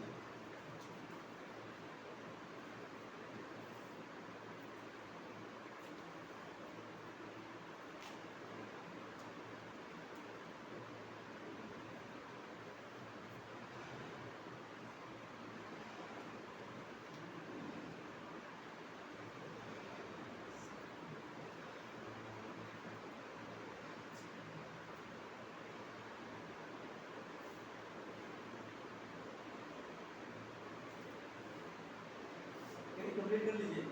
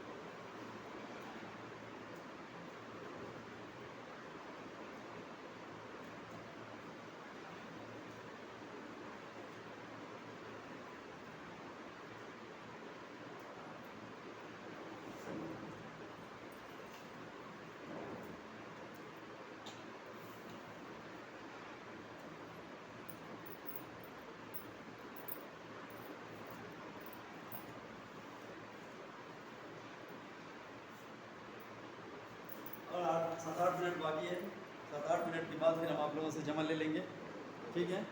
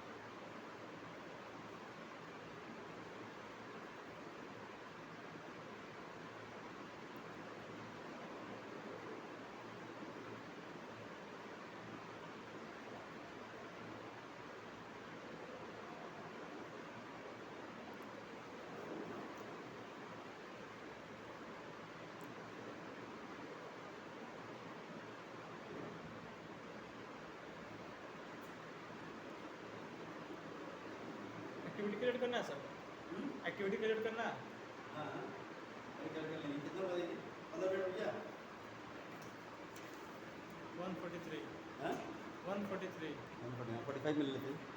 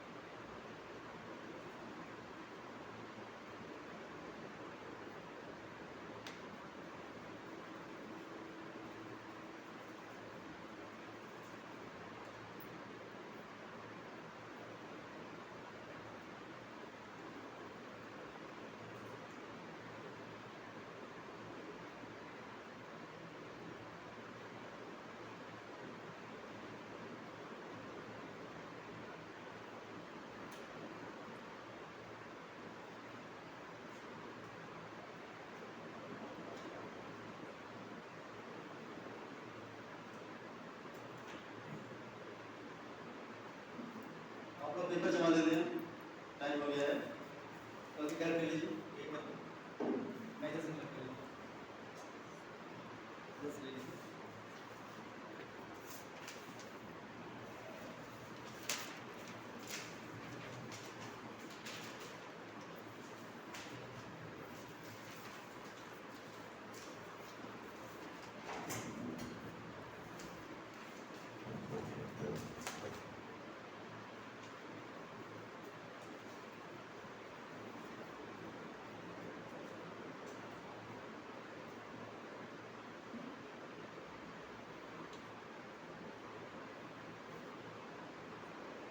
Different people has given their different ideas regarding it. And now we go to the slides. Action theory. Eric Erikson was a follower of Sigmund Freud. Sigmund Freud का follower था कौन? Eric Erikson, who broke with his teacher. अपने teacher से उन्होंने रिश्ता खत्म कर लिया और the fundamental point of what motivates or drives human behavior. Human behaviour को क्या चीज मोटिवेट करता है, क्या चीज चलाता है, इस पे उनसे विवाद हो गया और अपने टीचर से उन्होंने रिश्ता खत्म किया। क्या था? फॉर फ्रेड ये बोलते थे इट वाज बायोलॉजी और more specifically the biological instincts of life and evolution. Main है इंसान का बायोलॉजिकल इंस्टिंक्ट जो है वही बिहेवियर बताता है। यानी कि अगर पैदा हुआ है गलत तो it has come through the genes और वो हमेशा गलत ही रहेगा, उसको ठीक नहीं किया जा सकता। फ्रूड ने बताया था, लेकिन एरिक्सन ने कहा कि नहीं ये नहीं है, बिहेवियर को चेंज किया जा सकता है और इट इज नॉट बायोलॉजिकल और ये परमानेंट है। ठीक है, next slide. Erikson stage of personality development, stage oral stage, basic trust और मिसट्रस्ट। फर्स्ट स्टेज में ये आता है कि ट्रस्ट किया जाए, मिसट्रस्ट किया जाए। एंड स्टेज ऑटोनॉमी, मैंने यहाँ पे अपने आप को आजाद रहना चाहेगा, बस शेम या डाउट करना चाहेगा। ठीक है, पहले age initiatives and will, latency है, ये पहले वाला बिल्कुल वही है, gust and inferiority, genital state, identity versus role confusion, young adulthood, intimacy versus isolation, adulthood, generativity versus stagnation, maturity, ego, integrity versus despair. Next slide. Erickson's theory. For Erikson, who was not trained in biology and or the medical sciences, उनका training medical science और biology में नहीं था, unlike Freud का था। And many of his contemporaries, और बहुत उनके दौर के बहुत सारे लोग थे जो बायोलॉजी को समझते थे, जानते थे, लेकिन एरिक्सन नहीं जानते थे। The most important force driving human behavior and the development of personality was social interaction. उन्होंने कहा कि ये बायोलॉजिकल नहीं है, जीन्स पे डिपेंड नहीं करता है, क्रोमोसोम्स पे डिपेंड नहीं करता है, ये डिपेंड करता है किस चीज पे? सोशल इंटरेक्शंस पे। सोसाइटी जैसा आपको मिलेगी उसी के मुताबिक आपका बिहेवियर, आपका मोरल, आपका कैरेक्टर सारा चीज बनेगा। Next slide. Erikson theory. Erikson left his native Germany in the 1930s. Germany में रहने वाले थे, 1930 में उन्होंने जर्मनी छोड़ दिया and immigrated to America where he studied Native American traditions of human development and continued his work as a psychoanalyst. Psychologist के तौर पे अपना काम अमेरिका में शुरू कर दिया। His development theory of the 8 stages of man, उनका डेवलपमेंट थ्योरी है मैन के 8 stage, 8 stage, 8 stage, was unique in that it covered the entire lifespan rather than childhood and adolescence. पूरी जिंदगी को इन्होंने कवर किया कि किस तरह से 1 साल से 2 साल, 3 साल, 5 साल, 10 साल, उसके बाद एडल्ट हो जाए तो किस तरह से डेवलपमेंट होगा, बड़े हो जाने के बाद किस तरह से डेवलपमेंट होगा और किस किस स्टेज पे क्या क्या बिहेवियर आता है, इस चीज को एरिक्सन ने बताया। Erikson's view was that the social environment combined with biological maturation provides each individual with a set of crises that must be resolved. Social environment और biological maturation जो अंदर है, पहले से जो कोडेड है और social environment से जो भी जिसको मिल रहा है, ठीक है, वो हर इंडिविजुअल के अंदर एक क्राइसिस पैदा करता है, ठीक है, that must be resolved, जिसको सॉल्व करना चाहिए, ठीक है। इसके अंदर है biological है एक अलग ट्रेट, लेकिन सामने उसके ट्रेट जो आ रहा है वो नेगेटिव ट्रेट आ रहा है, तो क्या एक क्राइसिस पैदा होगा और उसको रिजॉल्व किया जा सकता है। The individual is provided with a sensitive period in which to successfully resolve each crisis before a new crisis is present. नए crisis इसके सामने है, इससे पहले हर crisis को solve कर सकता है। Next, the result of the resolution, whether successful or not, are carried forward to the next crisis and provide the foundation for its resolution. Next slide. Erickson's 8 stages: trust versus mistrust. In fact, 6 stages. Child के अंदर simply बच्चे के अंदर ये एक सोच आ जाता है, environment can be counted on to meet his or her basic psychological and social needs. Environment चाहिए हमको साइकोलॉजिकल नीड के लिए और सोशल नीड्स के लिए, जो चीज़ों को प्रोवाइड होना चाहिए वो एनवायरनमेंट के थ्रू ही होगा। Next, basic trust versus mistrust. Stage 1 birth to age 1, पैदाइश से लेके 1 साल तक टोटली डिपेंडेंट ऑन अदर्स, इस वक्त पूरा का पूरा दूसरे के माँ बाप पे या जो परवरिश कर रहे हैं उसके उस पर डिपेंडेंट होते हैं। Care giver meets needs, care giver जो उसका ध्यान रखते हैं उनका needs, child develops trust, care giver does not meet needs, child develops mistrust. अगर केयर गिवर सही से ध्यान दे तो चाइल्ड इसमें ट्रस्ट करने लगता है, उसके अंदर एक ट्रस्ट डेवलप होना शुरू हो जाता है, और ध्यान अगर सही से नहीं दे तो मिसट्रस्ट डेवलप हो जाता है। बेसिक स्ट्रेंथ होप, उम्मीद होती है, and belief our desires will be satisfied, feeling of confidence। यहाँ पे belief our desires will be, सोचता है कि हमारा, ये उम्मीद रखता है कि हमारे desires satisfied हो जाएंगे, और confidence उसके अंदर build होता है। Next, dental application। This stage identifies with development of separation anxiety in the child. Care, so if necessary to provide dental treatment at this early age, it is preferable to do with the parent present and preferably with the parent holding the child। किसी भी चीज का कोई परेशानी anxiety आ जाए तो या तो पेरेंट पकड़ करके रखें उस बच्चे को या फिर पेरेंट प्रेजेंट रहे। Was the child uses basic trust, अगर बेसिक ट्रस्ट लूज कर लिया with world, it is very difficult to gain confidence of the child and require special efforts to establish support with the dentist and staff. ठीक है, वहां पे confidence इसका loose हो जाता है और वहां पे क्या चाहिए उसको, स्पेशल कोशिश चाहिए, कहां से, वो डेंटिस्ट एंड स्टाफ है वो लोग उसको सपोर्ट करें, ये चीज की जरूरत पड़ती है। Next, Erickson's 8 stages, autonomy versus shame. Got the hood. Child learns what he or she can control and develops a sense of free will. Child ये सीख लेता है कि वो क्या कंट्रोल कर सकता है और एक आजाद होने का ख्वाहिश उसके अंदर एक सेंस पैदा हो जाता है। Corresponding sense of regret and sorrow for inappropriate use of self-control. Self-control सही से नहीं है, inappropriate control है, तो फिर क्या होगा उसके अंदर एक sense of regret and sorrow, ये चीज पैदा हो जाती है। Next, stage 2 autonomy versus shame and doubt. ये है 1 साल से 3 साल तक। Child able to exercise some degree of choice, अपना चॉइस उसके अंदर रखता है कि हाँ ये करें या ये करें। चाइल्ड इंडिपेंडेंस इज रिवॉर्डेड, उसकी आज़ादी को अलग कर दिया जाता है। चाइल्ड डेवलप्स फीलिंग्स ऑफ, अगर आज़ादी को अलग कर दिया जाए, आज़ाद नहीं रहने दिया जाए, उसको मान के रखा जाए, तो develops feeling of self doubt, shame in dealing with others, और दूसरे से कोई चीज को डील करने में शर्म आएगा और अपने अंदर डाउट पैदा करेगा। बेसिक स्ट्रेंथ विल पावर चाहिए, determination to exercise freedom of choice in face of society's demands. Next, mental education. Child is moving away from mother, मां से दूर होता है, but still wait late to her in threatening situations, लेकिन अगर threatening situation में भी आता है फिर मां के पास चला जाता है। So parents presence is essential in mental. At this stage, as the child takes pleasure in doing tasks by himself, खुशी उसको होती है कि वो अपने से कोई चीज करे। Dentist must obtain cooperation from him by making him believe that the treatment is his choice. ये सोच ले कि वो उसका choice है, not of his parents. ये इससे फायदा देगा, parents का फायदा नहीं देगा। उसके दांत निकालना है, उसको तकलीफ दूर होगी, उसके माँ बाप के नहीं या dentist का नहीं। Next, Erickson's 8 stages. Initiative versus guilt, early childhood. Children learn to begin action.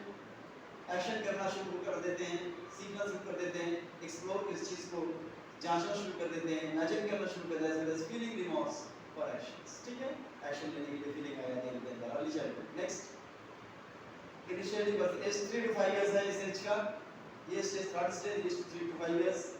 Child expresses desire to take initiative in activities, ख्वाहिश उसकी होती है खुद हम ये करेंगे, हम ये करेंगे, हम यहाँ जाएंगे, अपने खुद ही अपना डिजायर वो एक्सप्रेस करना शुरू कर देता है 3 साल से 5 साल तक। ठीक है, parents punish child for initiative. अगर पेरेंट ने पनिशमेंट दे दिया कि नहीं तुमको खेलने नहीं जाना है, तुमको ये सजा है, तो child develops feelings of guilt, वहाँ पे गिल्ट इसको महसूस होने लगता है, and that will affect self directed activity through out life. पूरी जिंदगी में वो एक्टिविटी जो सेल्फ डायरेक्टेड होगा, जो खुद से उसे करना चाहिए था आगे बढ़ करके, उसमें फिर वो कर नहीं पाएगा, फिर उसको प्रॉब्लम आ जाएगी। Basic strength, purpose, courage to envision and pursue goals, इसको हिम्मत देना चाहिए, अपना envision रखो और खुद अपने गोल को पूरा करो। Next slide. Child can be encouraged to view this visit as a new adventure। ये dental application पे ही पूरा का पूरा एग्जांपल दिया जा रहा है। Child को encourage करना चाहिए कि जाके विजिट करे, encourage to genuine success in it. If this visit fails, it can lead to sense of guilt in the child. अगर ये visit fail हो गया, तो sense of guilt इसके अंदर आ जाएगा. He is inherently teachable at this stage. इस stage में उसको सिखाया जा सकता है, समझाया जा सकता है, and so can be taught about various things in dental setup. Dental setup में बहुत सारी चीजों को भी बताया जा सकता है. Independence has to reinforce rather than dependence. इस एज में 3 to 5 years में इसको इंडिपेंडेंट होने का छोड़ देना चाहिए. थॉट में भी इंडिपेंडेंट, एक्शन में भी इंडिपेंडेंट. ठीक है, खुद डिसीजन ले, खुद वो सोचे, बस हमें गाइड करना चाहिए. Next, Erickson's 8 stages. Industry was in middle childhood. Child learns to do things well or correctly in comparison to a standard or to others. दूसरे कंपैरिजन में एक स्टैंडर्ड जो है लर्निंग का, उसके कंपैरिजन में चाहता है वो अच्छा करे और करेक्ट करे. क्या एज है देखिए आप, नेक्स्ट स्लाइड. किस एज में ये चीज होता है कि खुद से वो चाहता है कि अच्छा करे और दूसरों से अच्छा, दूसरों से बेहतर करे, एक स्टैंडर्ड के मुताबिक करे. Next slide.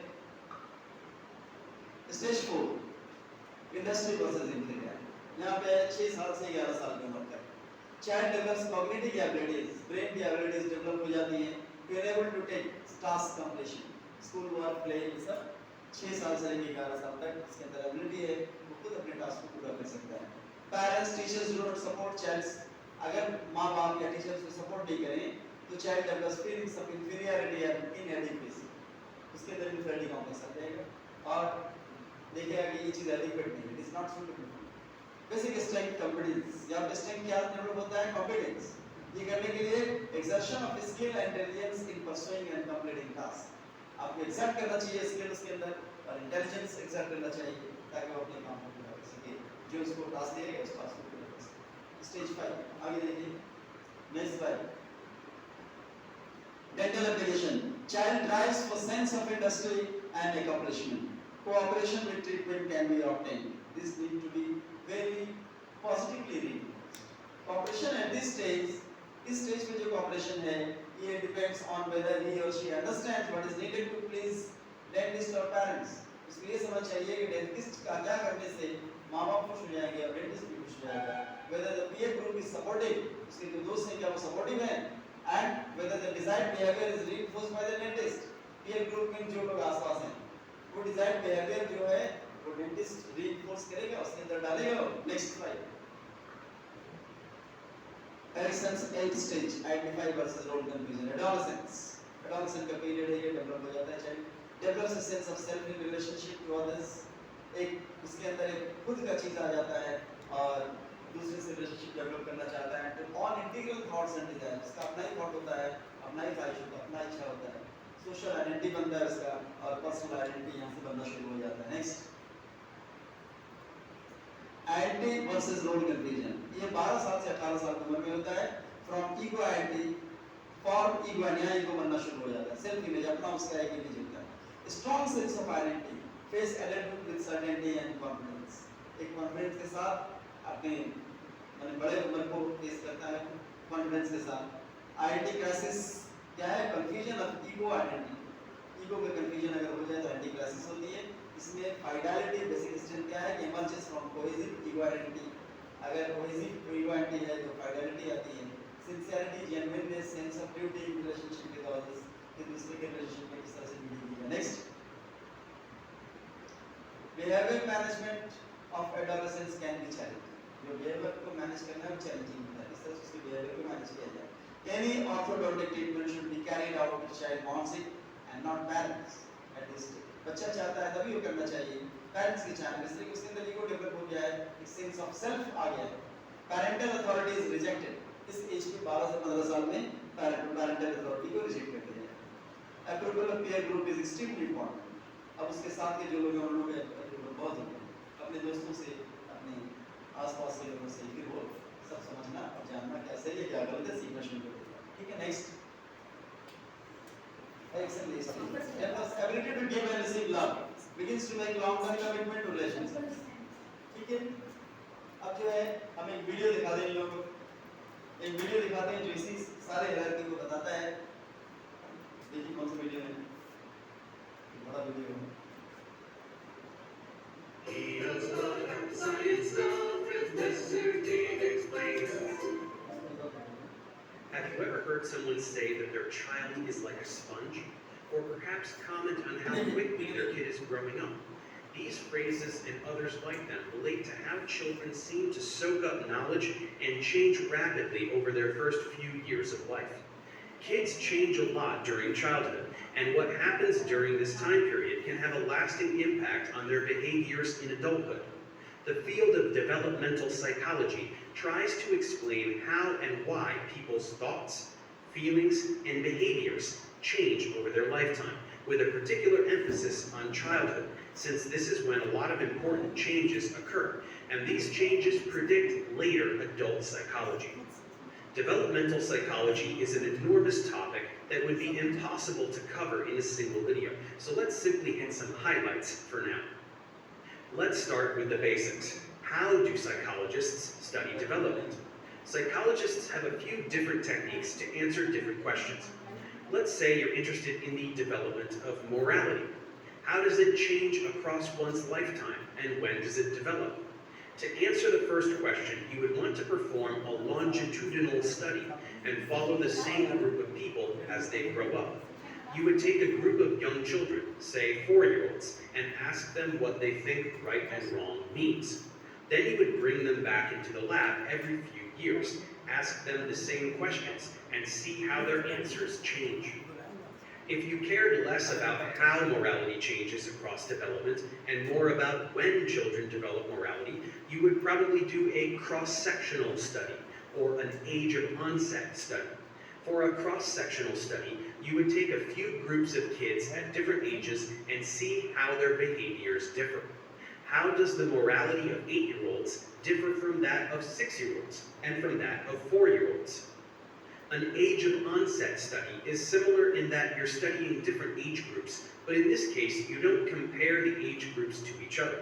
Instead, you ask, what do 4-year-olds do in this morality task? What about 6-year-olds? What about 8-year-olds? Finally, let's pretend you're interested in how growing up at different times might affect morality. You would do a generational or cohort study in this case, and ask how people who grew up in different times thought about morality. Do boomers have the same ideas about morality as millennials? If not, how are they different?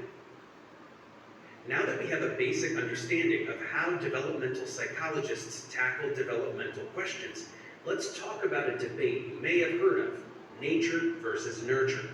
This debate is about what has the biggest influence on child development. Is your development constrained by nature, where the genes you possess control your behavior and psychology? Or is your development more influenced by nurture, meaning everything else that could influence your behavior, like learned associations from experience, the social and cultural environment, or your interactions with other people? Well, the answer is both. The idea of nature versus nurture is a false dichotomy. We don't have to pit nature and nurture against each other. Development is influenced by both your genes and the environment you're in. In fact, your environment and social interactions can influence which genes are expressed and how they are expressed, ultimately affecting your behavior. While some behaviors may be more influenced by genetic factors than others, and vice versa, development as a whole is affected significantly by both nature, the genes you have, and nurture, the environment you're in. Let's move on to actually talking about kids and how they develop. An important thing to note is that children are not just really dumb adults. Children occupy a very specific developmental niche. The way they view and interact with the world is inherently different from adults and will change as the child grows and develops. This means that kids think and reason differently than adults and will see the world in different ways. As a child grows, they build up their knowledge about the world through their experiences. They are actively experimenting with the world around them, and from the results, building an understanding of how the world works. To get a framework around this process, we are going to focus on a theory that is commonly used to describe child development, known as Piaget's stages. Jean Piaget was a psychologist in the early 1900s who proposed a theory to describe how children's intelligence grows and changes. His theory relies on the idea that cognitive abilities build upon one another.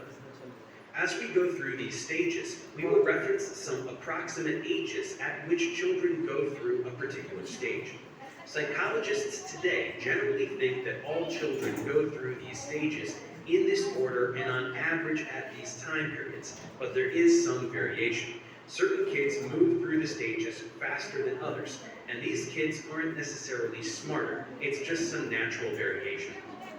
Let's move through Piaget's stages now. The first stage is called the sensory motor stage, and this usually occurs between birth and 2 years old. This stage is characterized by an enormous amount of growth and learning. We all go from being an infant who is lightly interacting with their world through reflexes to a toddler who is actively moving and exploring. Kids in this stage use the skills and abilities that they are born with, like looking, grasping, and listening, to explore their environment. They use their senses and motor abilities to learn through trial and error about the world around them. It's during the sensory motor stage that children begin to learn that their actions can cause specific reactions. For example, they might begin to realize that when they shake a rattle, it makes a pleasing sound, or that pushing a light switch causes a light to turn on or off. They also might try to make different sounds to see if they can get a response from a caregiver. An important cognitive milestone in this stage is the development of object permanence. Very young infants do not have object permanence. That is, they don't understand that objects continue to exist even when they can't be seen or heard. This is why young infants will act surprised during a game of peekaboo. When you hide behind your hands, the infants believe that you are actually disappearing. Older infants that have developed object permanence will learn and understand that you continue to exist even when they can't see you. The next stage is the pre-operational stage, which happens around 2 years old to 7 years old. In this stage, children become proficient in language. They also begin to think symbolically, as you know if you've ever played pretend with a child. They can use an object to represent something else, like pretending a broom is a horse if they want to be riding a horse. Kids in this stage still struggle with some logical tasks, and often struggle with adopting the view of other people. They may think that everyone sees things as they see them. They also struggle with conservation. For example, say you have 2 identical containers with equal amounts of liquid. Then you pour the liquid from one container into a differently shaped cup, like a tall, thin cup or a short, wide cup. Even though the amount of liquid did not change, children will say that there is more liquid in whichever cup appears to be fuller. The third stage is the concrete operational stage, which takes place between around 7 and 11 years old. Unlike in the previous stage, children now understand conservation. They know that breaking a candy bar into more pieces does not mean there is more candy. Children in this stage also begin to develop logical thought.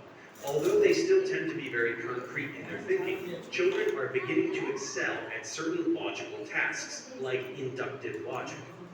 This means that they can go from a specific experience to a general principle.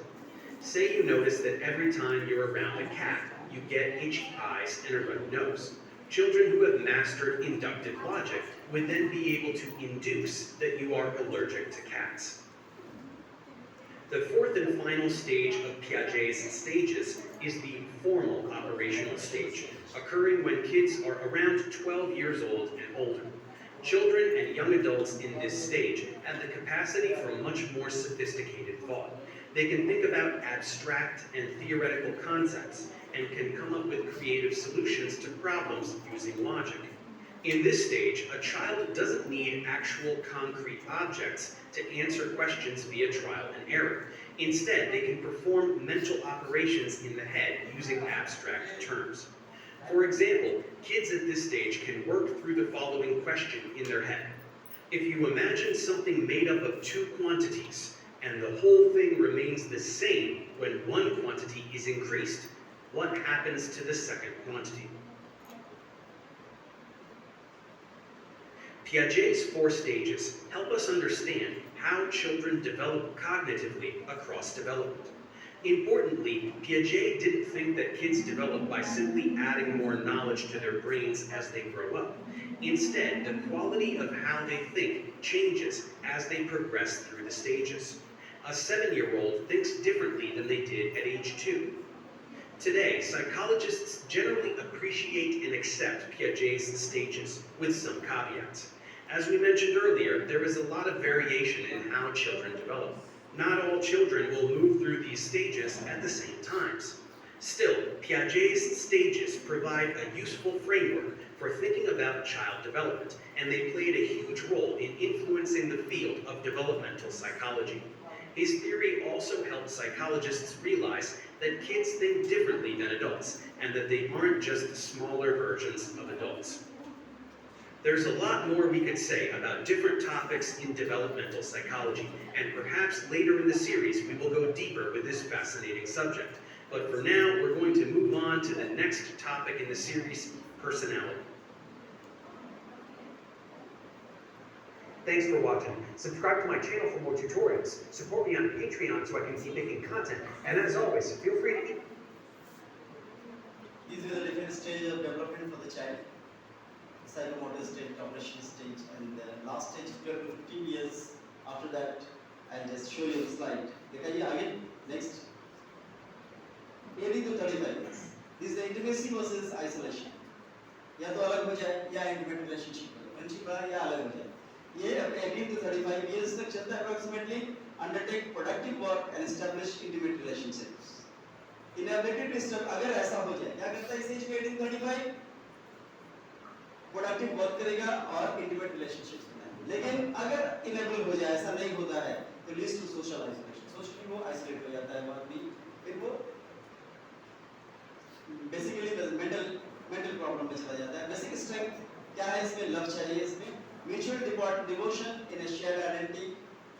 एक साथ sharing करके identity में devotion होना चाहिए दूसरे पे. Fusing of oneself with another person. एक person दूसरे से फ्यूज करता है वरना फिर क्या होगा वो अलग सेपरेट हो जाएगा. नेक्स्ट इसके बाद और दिखाइए no need dental operations, dental applications. Erikson's 8 stage middle adulthood develops interest in guiding the development of the next generation. यहाँ से शुरू हो जाता है कि अगले जनरेशन को आप जो कुछ भी सीखा है, जो कुछ भी पाया है वो किस तरह से गाइड करें. Like next age 35 to 55. This the age of सब लोगों को सलाह देना है, मशवरा देना है, ठीक है, सजेशन देना है. Generally active involvement in teaching, guiding the next generation. ज़्यादा involvement इसी में हो जाता है. हर बात पे सिर्फ वो suggestion देंगे. Stagnation involves not seeking outlets for gender. Basic strength क्या है? Care. इसमें ज़्यादा होता है कि caring हो जाता है आदमी. Broad concern for others. ज़्यादा लोग दूसरों के बारे में ज़्यादा ध्यान देता है. Need to teach others. सोचता है कि हम दूसरों को सिखाएं, जो कुछ भी सीखी जिंदगी में दूसरों को सिखाएं. Next. Develops a sense of acceptance of life as it was lived. जिस तरह से रहा है जिंदगी उसको एक्सेप्ट कर लेता है कि मैं जो भी रहा हूँ जिंदगी ठीक ही हूँ. And the importance of the people and relationship that individual develop over the lives. और वो सब याद करता है, सेंस ऑफ एक्सेप्टेंस ले लेता है, जैसे भी रिलेशनशिप बने हों, जैसे भी रिश्ते रहे हों, फ्रेंड्स रहे हों, रिलेटिव रहे हों, और इंडिविजुअल डेवलप, जैसे भी इंडिविजुअल डेवलप हुए हैं पूरी जिंदगी में उस चीज़ का एक्सेप्टेंस यहाँ पे आ जाता है इस एज में. What is that age? Next. The age is 55 plus. Evaluation of entire life. पूरी जिंदगी की evaluation करना शुरू करता है यहाँ पे. Look back with satisfaction. पीछे दिखता है satisfaction के साथ जो भी किया सही किया. Despair, अगर despair हो तो review with anger, frustration.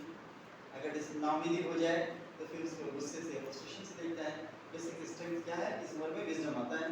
And details concern with the whole of life. उसके बाद फिर पूरी जिंदगी से concern अलग है.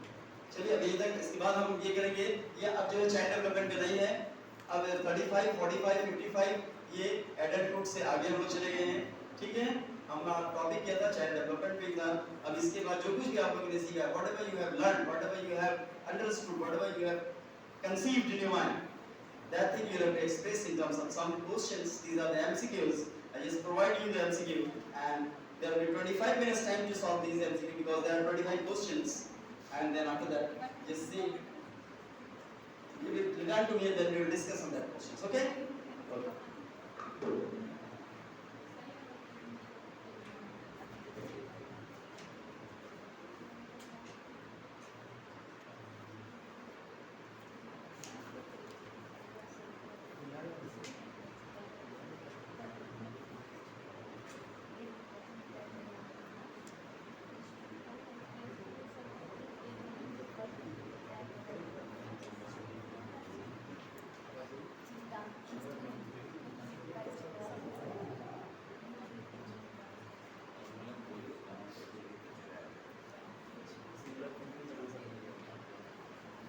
हाँ चलिए लीजिए लीजिए मैम।